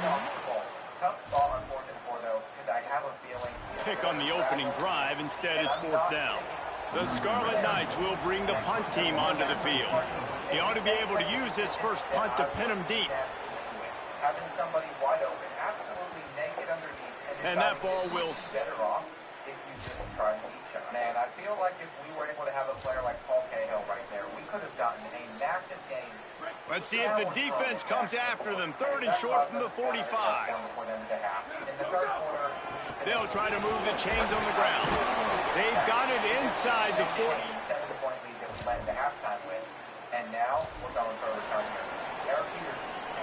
They're looking at a 3rd down and short from the 33. The inside handoff. And boy, is he close to that. Absolute money throw or an interception.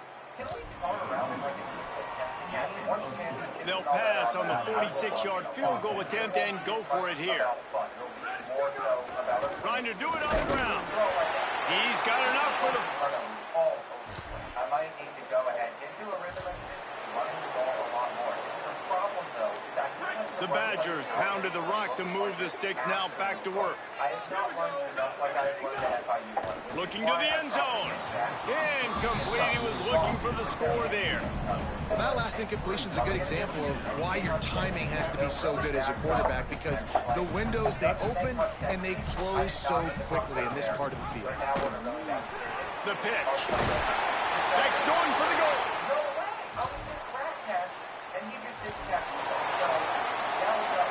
And the Badgers trying to pay off the threat on 1st and goal. He'll try to get it in with the run. He pushes his way down to the 4 as they get closer and closer. 2nd and goal for this offense. Looking for a path to the end zone to the right. He steps and powers and works his way. They finally get him down at the 2. After getting stopped on that 2nd down, don't be surprised if the offense hands it off to him again here at the goal line on 3rd. This defense was put in a difficult spot, but they've made it tough, and now the offense faces 3rd and goal. Taken down just short of the sticks, but the offense still within scoring range on 4th down. Puts it out of the air. Looking. And we're one step closer here. I thought, what I should have done is reach out. I didn't use the stick. They have work in front of them on 3rd and short from the 42. And that's one of the biggest ones he's got this entire season. He definitely is not a Joseph. He took a hit as he threw it. Don't forget what he was shooting for. The FIU single season passing yards record. It makes sense. Yeah, and on money down defensively, you got to find ways to affect the quarterback. Nice job by the defense, getting the pressure, getting to him, getting a hit on him.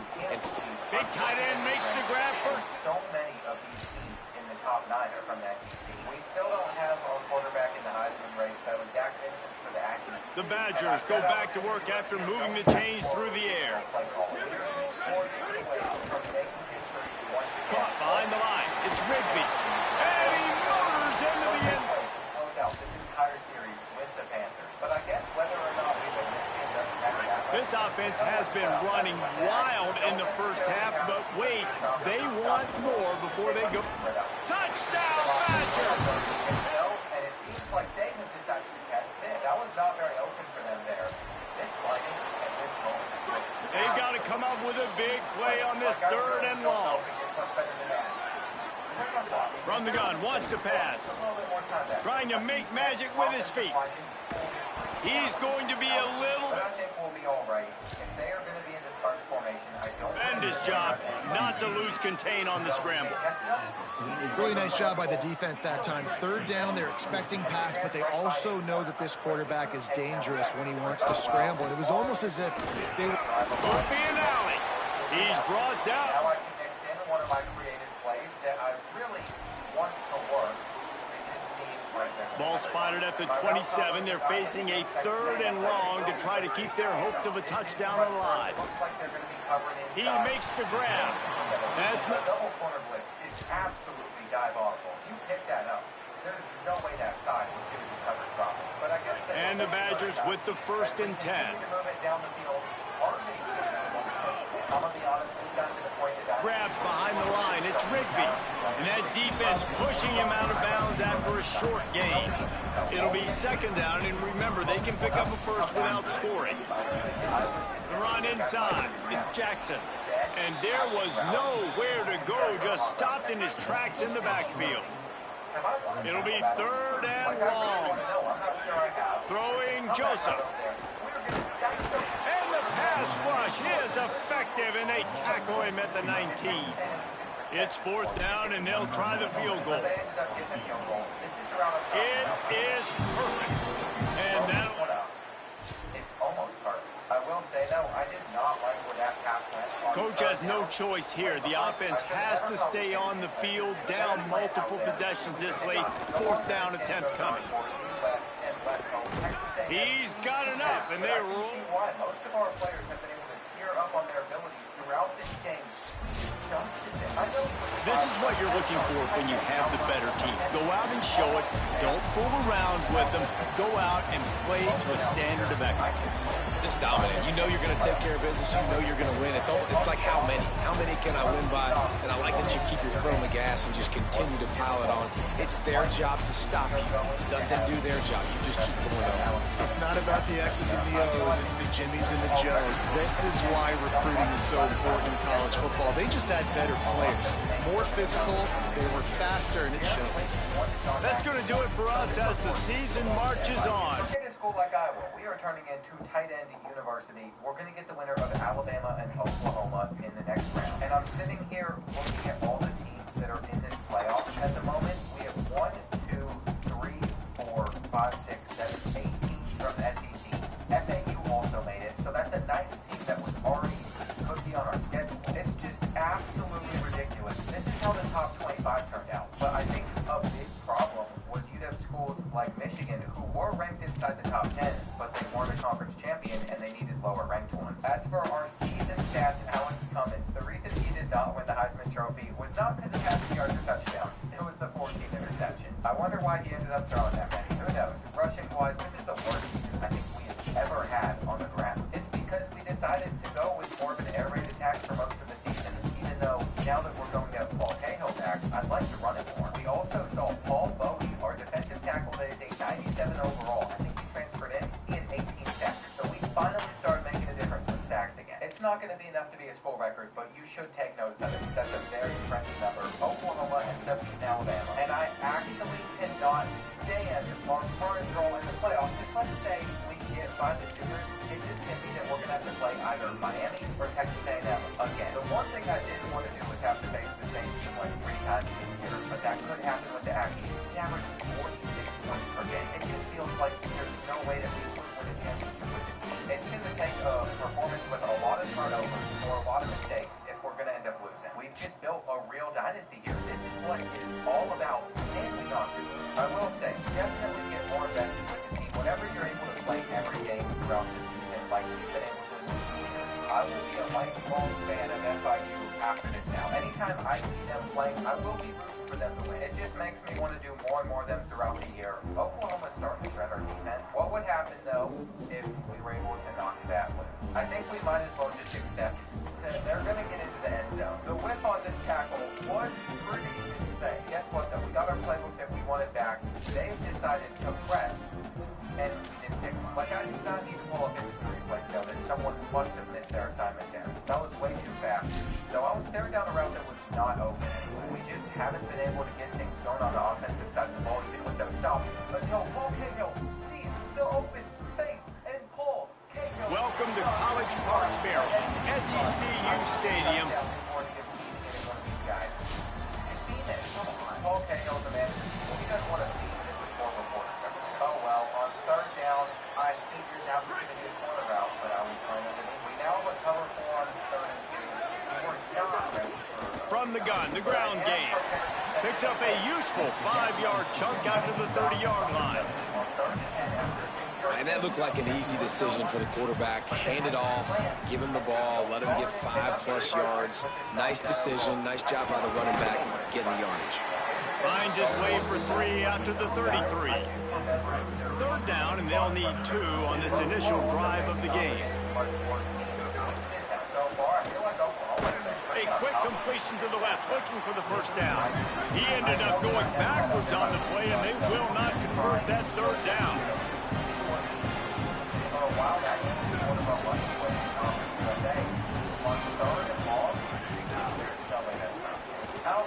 And they can't connect it.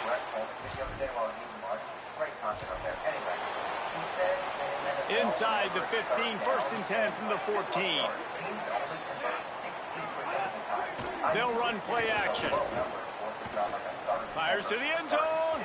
Fires into the end zone, incomplete. Well, I like this quarterback being aggressive and taking a shot. Just a better play there by the defense.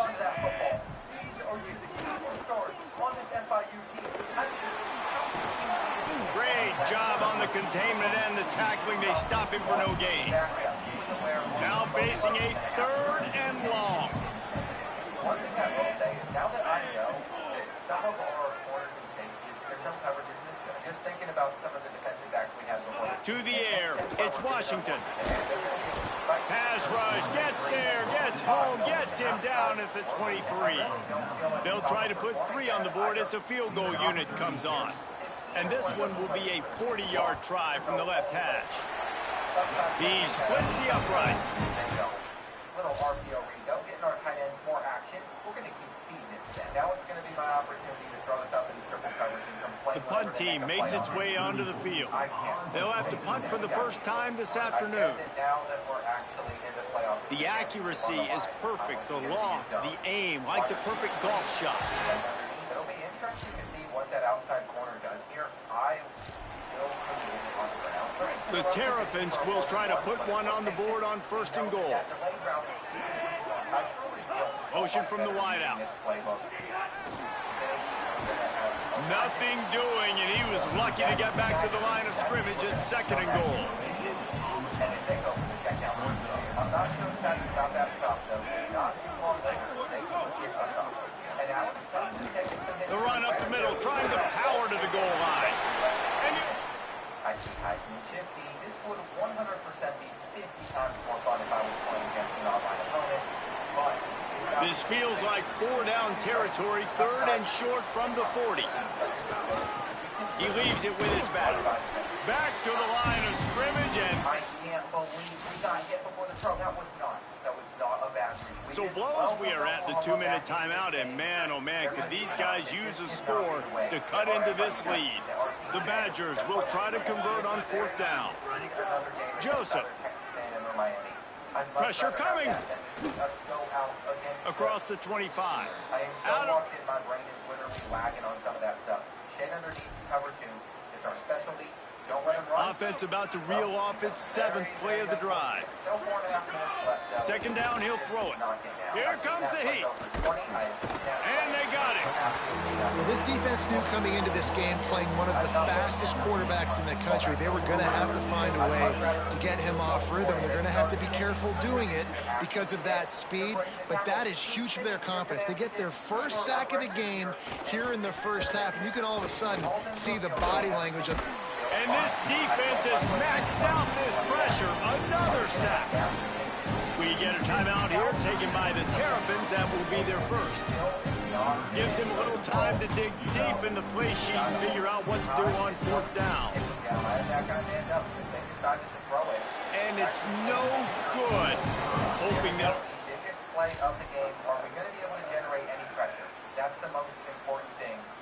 And we have not, but they went underneath. The worst thing 3rd down, and this offense is already in a world of trouble. They could really use a conversion, not to mention multiple scores. Got rid of it. He's open. Deflected. You can sense the frustration building on the field and on the sideline for this team because on paper, they're the better team. From a player standpoint, from a record standpoint, things just not going their way in this game, and someone's going to...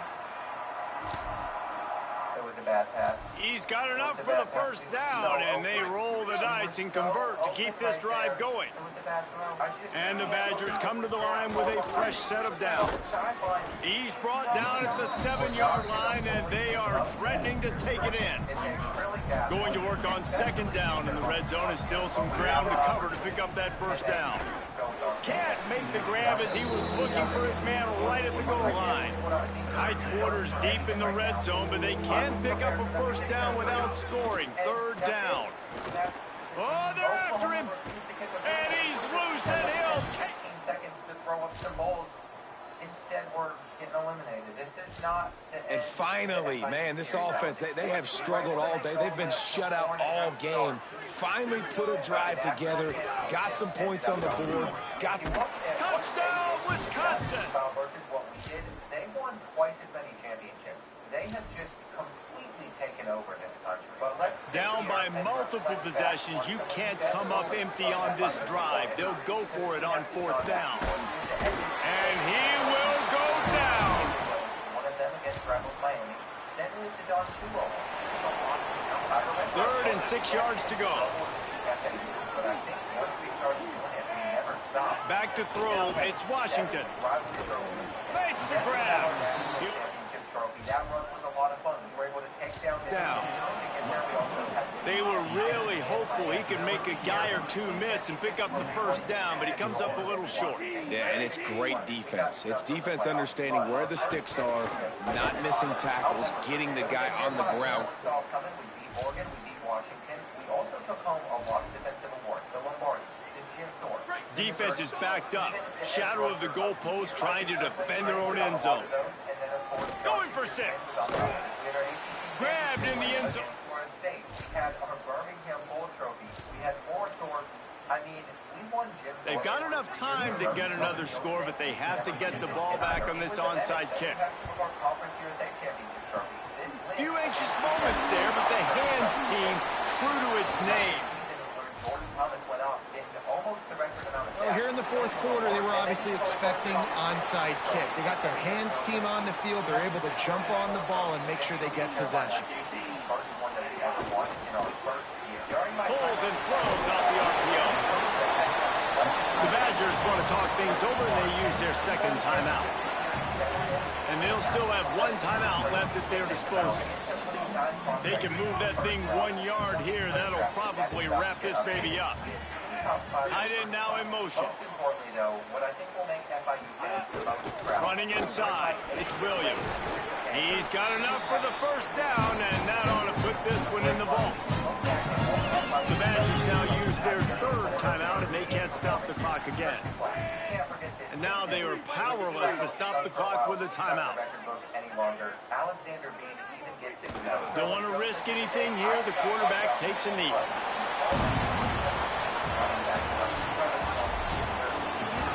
You know, there's no real reason to panic when you think about it when this panicking ever killed. But certainly this was a bitterly disappointing outcome. And you can look at a lot of different statistics. I know we tend to overcomplicate college football these days, but guys, at the end of the day, it comes down to two very simple things. You can't turn the ball over, and you can't have penalties. You do those things, David, and it'll beat you every time. That's the difference between winning and losing. It's the small things, but find those things that you need to improve on, keep working on them, keep developing. Those things you do well, let's do those. Let's do more of those things more consistently. This has been a presentation of EA Sports College Football. For David Pollack, Jesse Palmer, and Holly Rowe, I'm Reese Davis, saying goodbye, everybody. I'm worried that some of these are incorrect because, like George Demir, we know that he didn't get those rushing touchdowns at FIU. The same thing with John Shakir. That didn't happen. I think Tristan Glasses are incorrect as well. So most of these records, these players did not put up all these stats, their career stats at FIU. With all of that reminiscing of history out of the way, though, let's go ahead and see how many of these players are going to declare for the NFL draft. Because I feel like either a lot are going to leave or they're just going to move on. This isn't a guarantee where all of them are going to get drafted, but this was a very high overall roster. I almost just want to send one more season and see what happens. I'm not going to recruit or anything. It's just the fact that now that we are a powerhouse, it never hurts to see one more year, see what would have potentially happened if I just continued playing this. Of the quarterbacks that actually stuck around, Matt Sloman is the only one here, and since we didn't recruit anybody, I'm not quite sure what happened in that, but every other position should be solid. Never mind, we have 3 receivers. I can move over a couple of tight ends. This team is not going to be good. After closer inspection of where this roster is actually at, I am afraid that even seeing what could potentially happen could punish the FIU legacy that we have built.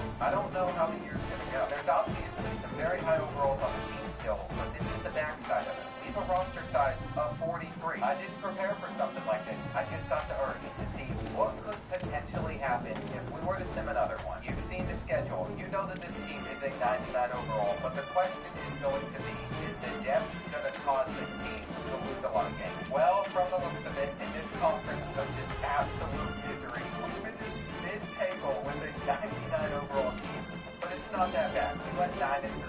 Losing 3 conference games is going to make us miss the playoffs now. You really hate to see stuff like ending our whole FIU dynasty, having already lost to Miami, but I feel like we still got the one up on them. We won championships. I was about to have a fight by Tuck, but Arizona State thankfully took them down. We won our bowl game finishing 10-3. And at the end of the day, I'm just extending the end of this incredible FIU series longer and longer, because I don't want to see it go away, man. They sent me out this jersey.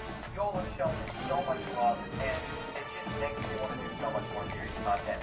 I appreciate you all so much for sticking with me throughout this entire process. You best believe we will be back with another series at some point. I need some more jerseys now. If I'm not squeezed into a tank jersey and getting to play with that team, I don't want it. Now that we've had this treatment, I think we got to hang the FIU jersey back there and get ready for another. Did it? Yes. We, you guys, Bordeaux obviously, Not the Expert, Eric Redweather, RBT, C4, even Boyd Godfather, so many different people today, Clovis, and really all of you guys on Twitter, on social media, TikTok, Instagram, Reddit, whatever, putting out hashtag CFB, play, don't pay. We had a problem. We spoke it into existence, what we wanted to get fixed, and now it's fixed. Well, for now at least, and we'll talk about that here in a second. But EA Sports College put out an update. This has 45,000 likes and nearly 6 million views. That's how big of an issue this was, that it completely clouded the launch of the game, and for good reason, right? I think a lot of you guys have probably been following along. You saw my video on it, and honestly, it feels really good to get back to regularly scheduled content. You know, just speaking candidly before we get into this, like the launch of any game is a massive time of the year for me. You know, putting out content, this is my career right at this point. It's so important to be able to grow. People are subscribing less and less and less on YouTube. People are watching, you know, less to some level. And it's tougher to grow. And when you're not growing, you're dying. And then for one of the biggest parts of the year, to have to come out and speak against what we all felt like was an injustice, like it sucked, right? And obviously, like, not all woke to be the content creator that gets to do YouTube for a job. So sad. But I mean, it really did suck to be put in this position by EA. And I really, due to all the backlash, they caved in. It's team hashtag CFB, don't play now. I'm ready to get back on the game. Here's what they said. So, happy College Football 27 launch week, I guess. Thank you for your continued passion for the incredible response to College Football 27. We love this game and the sport. College football is and always will be about the sight, sound, passion-free traditions, and atmosphere of Saturday. College Football 27, we aspire to deliver the deepest experience today. All new dynasty blueprint, new positions for the glory, and the best college football gameplay yet. And some of that does actually seem to be true. Gameplay doesn't seem too bad. Definitely step up from CFB 26, I would say. However, one feedback on Road to Glory and Dynasty is that we missed the mark with the introduction of paid progression options. It is also funny because, you know, there's a PR team working on this, and it is funny to be like, lead with how happy we are that the game's coming out and all the new features we added, and then say, where we're naming this thing. It's what is it? It's something that's like a compliment sandwich, but the reverse way. I can't remember the term. But anyway, start with the bad, lead with the positive. But it is supposed to be the opposite. You're going, oh, it is a compliment sandwich. Alright, anyway. I'm delirious at this point. I'm so happy I am. That fixed the section. But they missed the mark with the introduction of paid progression options. This was added in. An icon of the sport, Paul Bunyan's axe stands tall as the prize for the game we have today. A battle that puts the spotlight on these two great institutions as we wait to see who will walk out with a sharp piece of hardware. A live look at Camp Randall Stadium in Madison. It's the Minnesota Golden Gophers and the Wisconsin Badgers. Reese Davis, David Pollack, and Jesse Palmer with you. Let's check in with our sideline reporter, Holly Rose. The Golden Gophers head coach told me before the game he understands everything is on the line in this rivalry matchup. He had a conversation with his team with the conference. It's ridiculous to me. So they do need to work out some of these things. But overall, I think he is pretty good. Listen to this place. Oh, man, do they love their Badgers. Third down coming.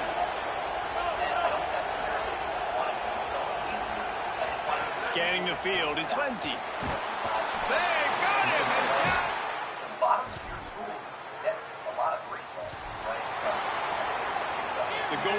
Gophers will snap it on 1st and 10.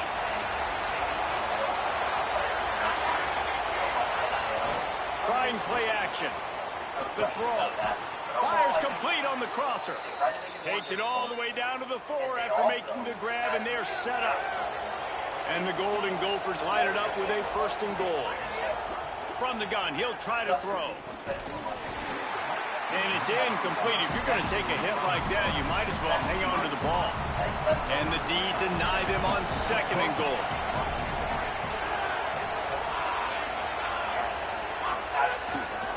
The give is to Taylor. And he never had a chance. Just stopped cold as soon as he got it. That brings us to 3rd and goal from the 6 after they went backwards on the last one. From the gun, wants to pass. Trying to barrel in. College point balances in their wallets will not be able to apply the balances from Missouri or Dynasty, whatever. They've got to come up with a big play on this 3rd and long. Throwing Joseph. Looking deep. And trying to put points on the Dynasty and Road to Glory. They are.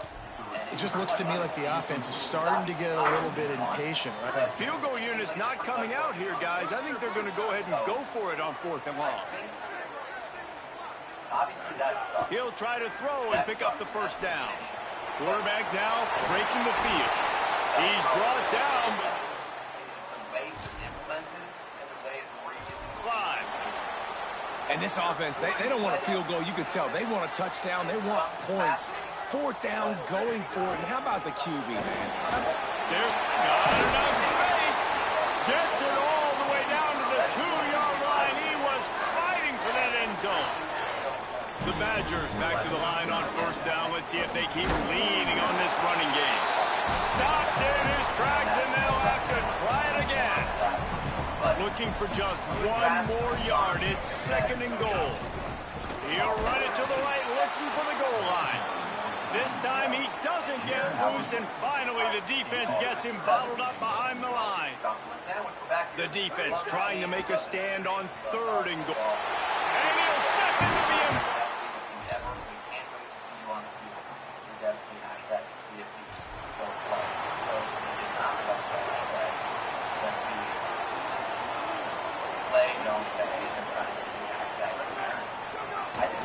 From the gun, running back gets to give. Got enough for the 1st. All down, but he has enough to move the chains. The offense setting up shop at the 46, 1st and 10. Joseph. Here's a heat. Got him for the sack. This defense turning up the intensity. And the Badgers with a long way to go after the loss on the last play. Rushes on him. Across the 45. Big play for this offense as they get it to the 32. And how nice is it to have an eraser at the quarterback spot?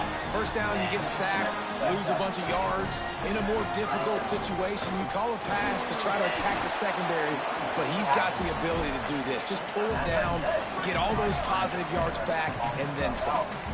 Picked up 2 yards on that last one. They need 8 on 2nd down. And the defense gets home and makes a play at the 37-yard line. 3rd down following the sack by the D. Looking to throw, and he needs a bunch. Inside the 25. He slides and gets the 1st down. What a weapon to have a guy who can move the chains for you by any means necessary. Fires deep toward the end zone. Touchdown, Wisconsin. He got it. Beat down in bounds. I just think this was a decision made by the higher-ups. The Golden Gophers, after moving the sticks through the air, come to the line.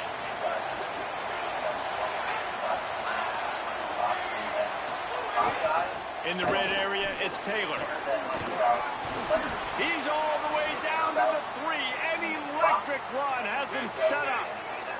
And the Golden Gophers trying to get a touchdown on 1st and goal. Got his man on the right. Could not make his way to the corner. Now 2nd and goal, and right in the teeth of this noise. Looking for a man. It's Lindsey. And the quarterback pulled up 2 and sacked at the 12.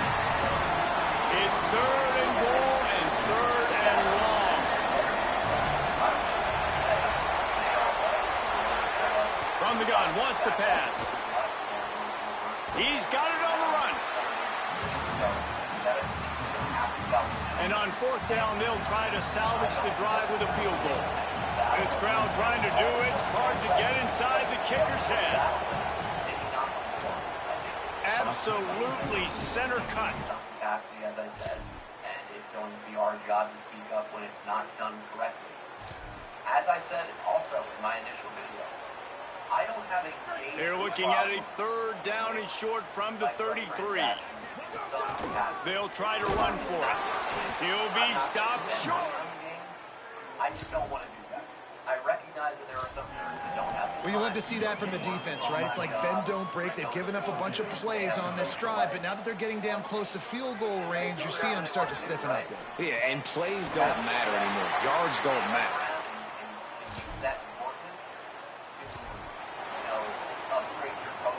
There's a reason you drag the record books to the recycle bin in a rivalry game. Upsets, and we've got one looming. There's a crease. Gets out of bounds after the big game, but they've got it 1st and goal. If you can't win it all, you might as well try to ruin things for your rival, and that's exactly what we've got working here. Looking for the end zone. And he breaks the play. Touchdown. You just simply can't say enough about this guy and what he has meant to this offense. Big-time players make big plays in big games. He has shown up each and every week. That's his 15th rushing score on the season. And he makes it past the... Implemented in a better way.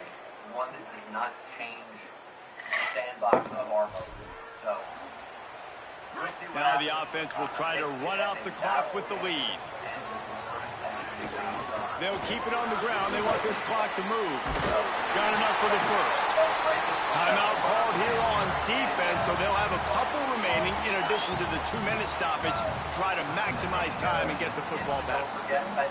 And this guy really has been a workhorse today. He's made plays when his offense has needed them the most. He's a guy who's reliable. They know they can turn around, give him the football, and he'll go make things work out. They're going to need him to finish this game. He has to continue playing well after that big run there. So they'll use a timeout here. One more remaining, and of course the 2-minute stoppage coming up as well. They'll snap it on 1st down from the 35. From the gun, running back on the move. Defense right there to stop him in his tracks, and they get nothing on that play. They'll use a timeout on defense here. That's their final one. The clock stops just once more at the 2-minute mark. Throwing Joseph. Here's the pressure. They got him. Great pressure by this defense. And the defense is finally able to find an answer for this quarterback's legs. He's been killing them early in the game, already over 40 yards rushing. Here we are now, though, in the 2nd half. And it looks like they've made a few adjustments. That time, they were able to get in the backfield, get to him, and bring him to the ground. Rolling right and going deep. And that's incomplete. A defender all over him. Knocked the ball to the ground. 4th down coming up.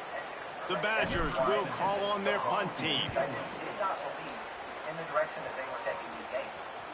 You all were with me long. Catch is made at the 15. Cover guys do their job. And I got to like 400,000 subscribers before any season got out. they'll snap this one to start the drive from their own 22.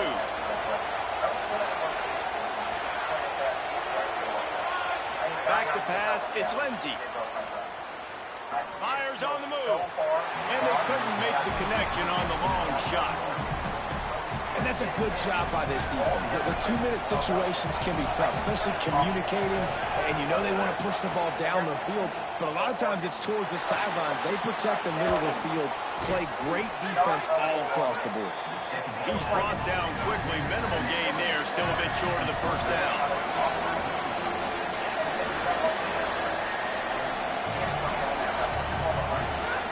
Shotgun snap, wants to throw it on third. Finds his big tight end. It's a game of first downs, and they've got one out to their own 37. Trying to get everybody set with the clock still running.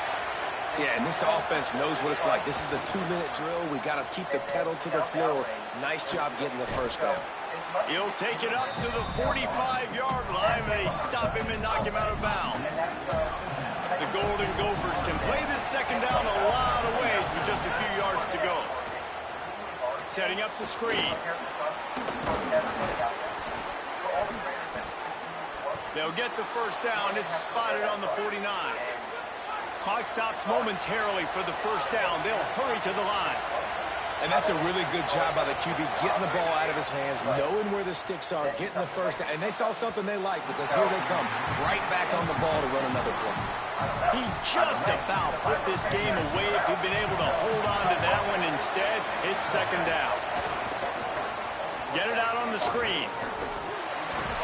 And that one looked great on the grease board, but when they blow it up like that, the defense is going to win every time.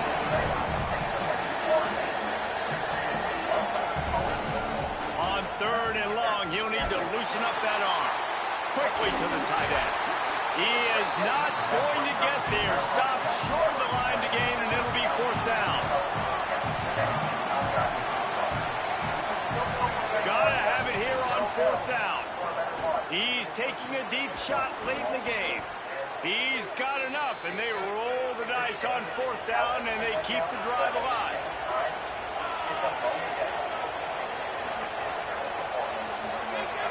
Gotta find a completion on this one. Throwing right. Intercepted to stop the threat. He runs out of bounds. Football is secured, and so is the game as the defense comes up large in the clutch. Wisconsin has Paul Bunyan's axe. Goalposts have been figuratively chopped down, and the Gophers have been literally chopped down. That's going to do it for us here. For David Pollack, Jesse Palmer, and Holly Rowe, I'm Reese Davis. This has been a presentation of EA Sports College Football.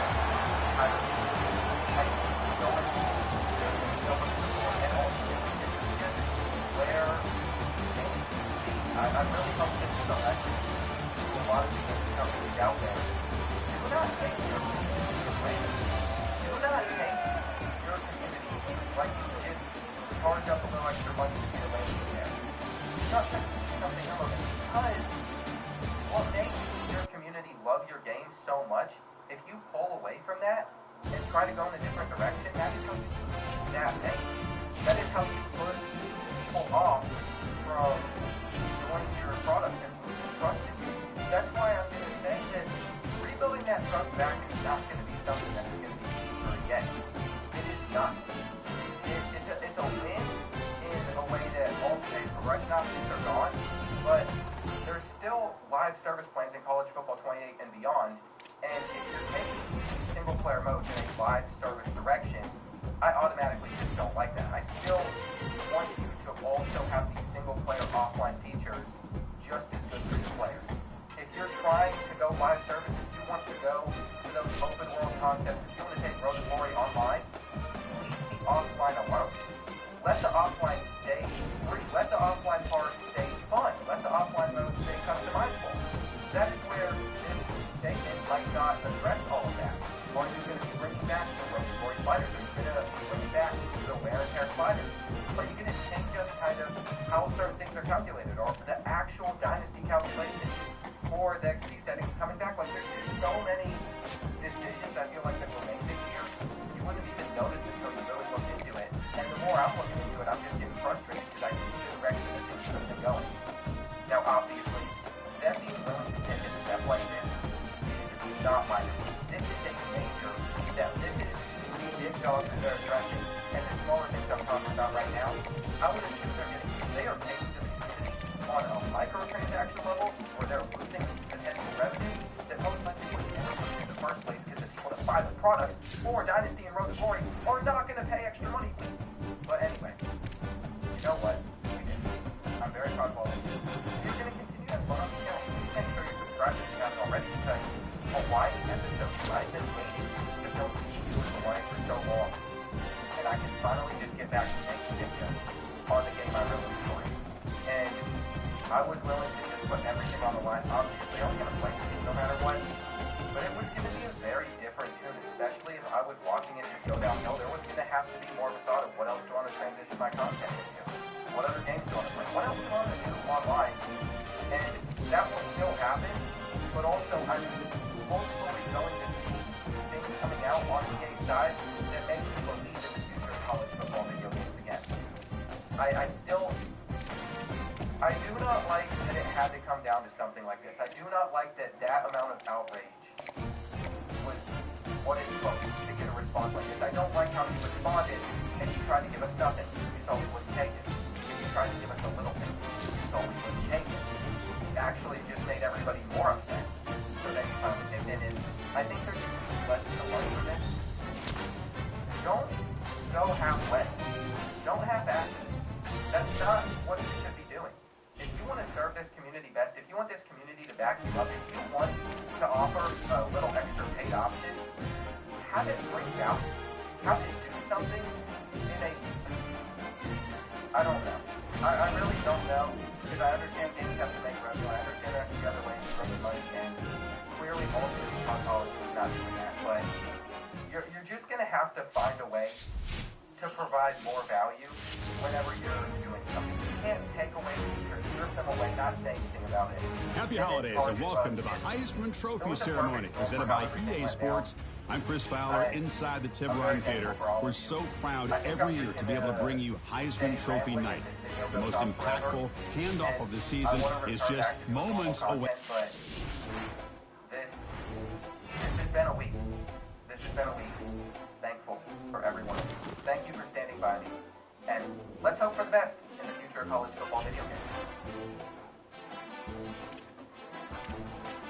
Isles flashes in to get the jumper, traces on line 4, and it's 2 for 2 on the top side. It's 2 for 2, but Zayas ends up losing a ton of minions to that tower. Ends up falling down when it comes towards the goal. It's trying to shove in that top end as quickly as possible to make, actually just going to hold the wave, to make sure they can try and snowball that back a little bit, but it is a win, honestly, for Nova. It's a big win for Nova, but if he gets the kill, Kanavi does get a couple kills, but also credit to Berserker staying safe in that bot lane. He was in a 1v2 that entire time, and Karma never moved, and Berserker is staying there even. And this is the reason why we've seen this kind of transition to the main bot lane. They're incredibly good at being able to solo clear out waves, and they are able to get the solo XP as well. So you end up having a little bit of advantage there, but hang on, Isles, mission for Zayas. Yeah, Isles trying to make a play before Zayas has the demonic ascension ready to go. They drop the ignite, and Zayas is killed a second time. Kanavi wants to kill him back with Dark and Dagger. Will Doom chop back. Kanavi with a third kill on the Nova, and the game stays tied 3-3.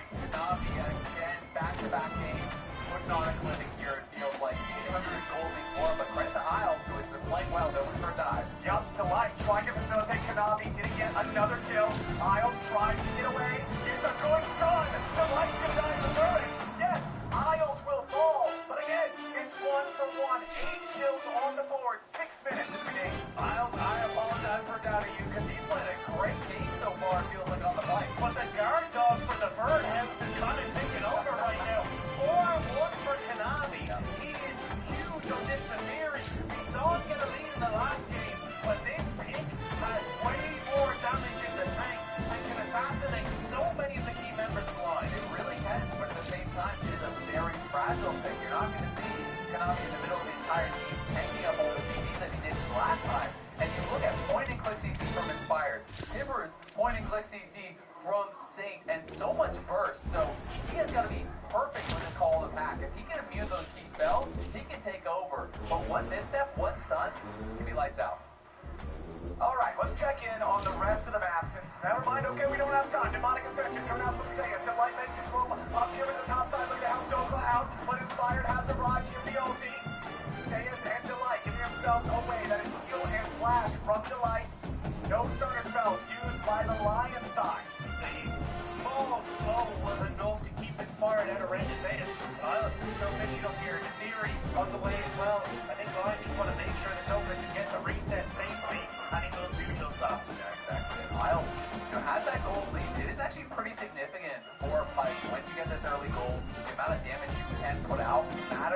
lot in these early fights, bursting people low enough in combination with the ante. It's all about the resets. It's all about that first kill for Lion. They want to get someone low, get the fight goal, take him out quick, and try to snowball the fight. And also with those kills, he's been able to keep up an experience. Lion has been much more situated down towards that bot side of the get-go, but now Isles accelerated as well and get towards that level 6, which adds so much depth to that. Plus, that Ignite is so good against Zeus. Like, trying to keep him from heating up is going to be crucial. And if he goes low health, that's where that depth from below becomes so valuable. Both supports checking out up here yet again as Kanavi is first up into the top side. Don't look to the skies, trying to get himself away, but Kanavi, he's got the damage, and he keeps himself alive with Call of the Path. HLE coming out on top. Nova hit back pretty hard there. Would have had him if it wasn't for the life being in the back pocket. But Kanavi, another kill here. 5 now to his name. Oh, Isles goes into the bone skewer, interrupts Kanavi's recall, but it's not like he can threaten anything lethal here. And look at bot lane, no one answering that right now. Zeus had that push. The Bone Skewer, though, does give Inspired time on the Void Grove, so all three, it looks like, going to be going across. A little bit of damage there towards Isles. But now, as you say, Dokla matching bot wave. So Line kind of getting the map back, but it is that small gold lead, mostly off the back of Kanavi here for HLE. And that is all 3 grubs for Lion. As you called out, you know, the interrupt on that recall from Kanavi allows Inspired time to get that. Inspired obviously very far behind as he was last game, but still, he's within touching distance of experience, though he is very far down in gold, so much more relevant than he was in the last one here. And Isles now, level 5, as he gets that level 6, it is going to be critical. So what they're doing at the moment is Lion shifting Berserker down because he has the level advantage over Dokla to try and interact with the Dragon. They saw Gumayushi in the top side, so Dokla, knowing he'll be okay to catch this wave, without too many shenanigans, is going to try and do so. But HLE, not feeling confident to start up this objective, just getting the vision down and waiting to see if they can find a pick, maybe on Berserker in the side lane. Yeah, we'll see if they can do that. They do have a ton of vision around that Dragon, though. You can see the entire area littered with HLE wards, so they will have full info on anything they're trying to do, as Isles and Zane are here, and that's why